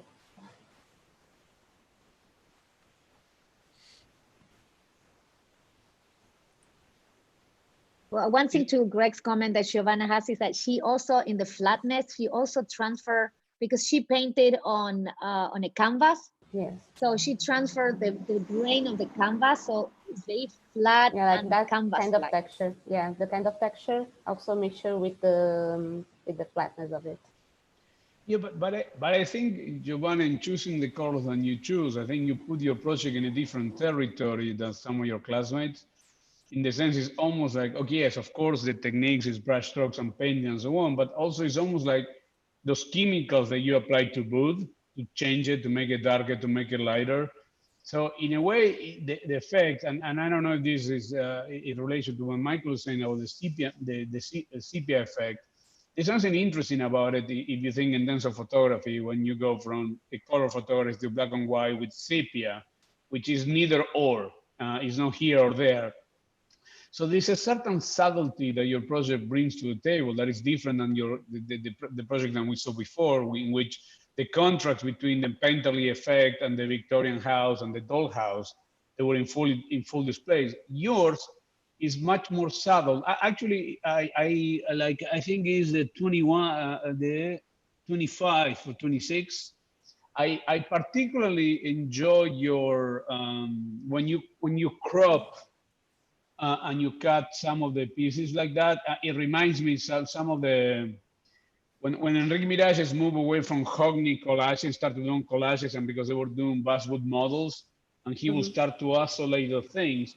So they were like, again, this is before computer, thing like that. So there was not appetite whatsoever to make it real, but it was clear that you were looking at the picture of a model that was overlapping with the photography of an existing context. So it has a little bit of that. So somehow, I mean, maybe the Marvel effect that Michael was referring to, but I think to me, your project is actually very interesting when it becomes about these fragments. And in a way, it's almost like it's like you're thinking almost like a contextual thing within the myopity or the micro detail of a project like this. It's almost like there's no context in the traditional sense, but the context is the doll house and the Victorian house, and the painterly effect tried to relate to it. And I don't know if that was what you were intended or not, but it produced a very kind of relaxed and soft effect, which is in a way much subtle, and I think it requires different reading. But also I wonder if that one will not force a kind of a more aggressive manipulation through form and geometry, because it will rely less on the painterly effect. I don't know, to me those will be things to think moving forward, if you're interested to explore this. But there is something interesting about that notion of similarity or working by friendly colorations and by the nature of it, and embracing the full artificiality of this process. that even the Victorian houses, you can even think about the work almost like artificial, and it's not truly traditional architecture thing, but its own rules, almost scaling up a dollhouse. So there is something about that game that I find it incredibly perverse in an interesting way.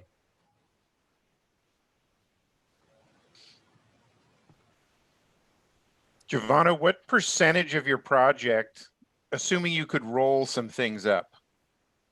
I could roll? What do you mean? Roll up some stuff. Like how much of it could be flat packed? Like if you showed up with a truck with a bunch of flat parts and you showed up with a truck with a bunch of rolled up parts, how much of it could be once flat and then three-dimensional? Like 50%, 100%, 10%? I would say maybe half. Half, yeah. Yeah. And that part I kind of like. I mean, it feels like if you want to be contextual, sometimes it's not just purely a visual problem, it's also a construction problem. And it's one of the things I appreciate about your project is it looks like a high percentage of it could be flat packed like the model and like the actual houses. Mm-hmm. Yeah, I was thinking 100%. Yeah, I like that about it. Yeah, I too. was hoping she's going to say 100. I'm going to say half. Yeah, it's definitely that. Actually, one thing that I want to comment also with Hernan's comment, when you mentioned about the 25th image, now that I'm looking at it a bit better, I don't know if it is because I made this project and I don't know if it is because I'm too familiar with it, but looking at that, I can completely see the project itself. I don't, even with like a lot of gaps between the paintbrushes, and I think I can really clearly see it with it, mostly not only because of the amount of brushes, but also because of the colors itself. And I thought it was a very interesting thing that weirdly, I just found it, but yeah. It's like the first project without Crochet, almost, at least it starts off with it at the beginning and then it disappears towards the end. I think that's why it's probably. It's seen as flat packed or surface.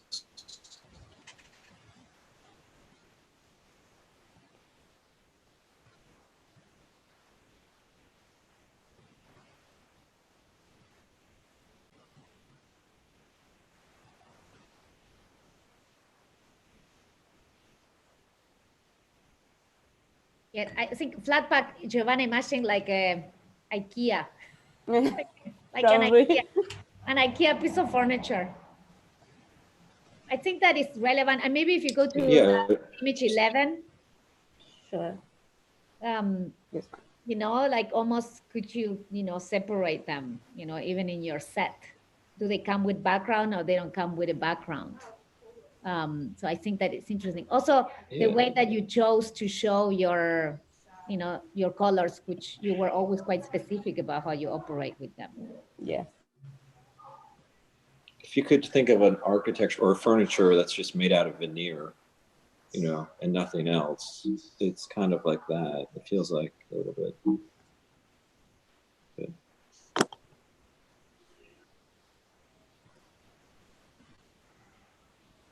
Yes.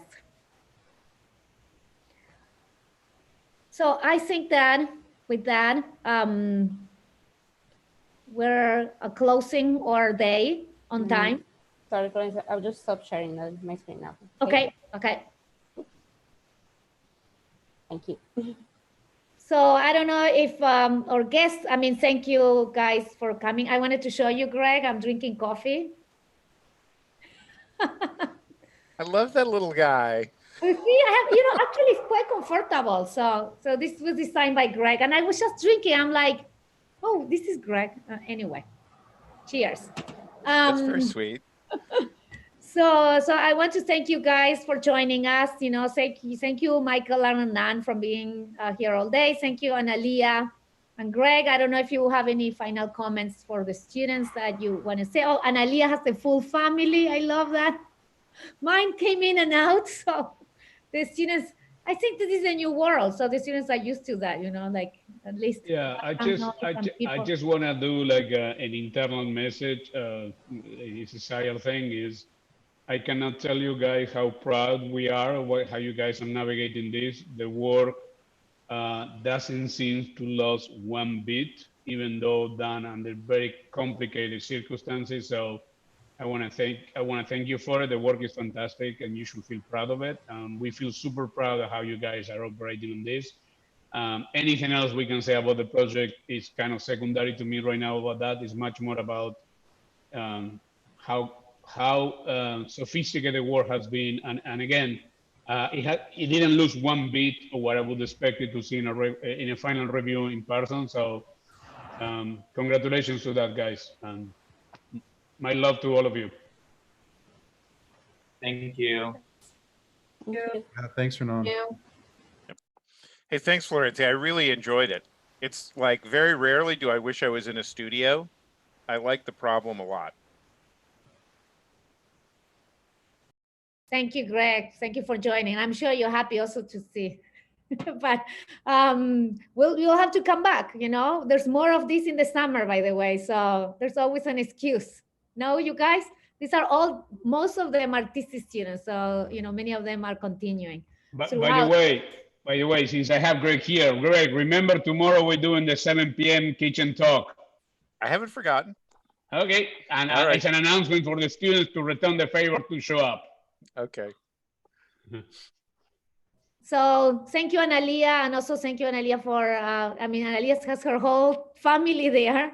Thank you for, hosting us at your office. Oh, look at that. That's so amazing. What happened? I have to say the kids love the projects and they want to visit the house. They think the houses exist and they could walk in. That was the comment, which is really so sweet. I'm sorry, it is a funny time with, we all have to be with the family, but it's fun to see the reactions, I have to say. Amazing. Amazing. So, yes. I will cute. Huge, the houses. So thank you, everybody. Thank you, guys, to all the students. You guys did amazing work. We're going to sell those houses for sure eventually. You future kids. Otherwise, the renders and, all the work. And I want to thank Elena. She's there. She really helped everybody get in shape. And then, and also when we moved to digital, being there all the time, available for all the students. So the work was great. I'm very impressed by everyone. Very proud. Yes, very proud. Thank you, guys. Bye, everybody. Bye. Thanks, everyone. Great job. Michael. Thank you. Bye. Bye. Oh my God, so cute.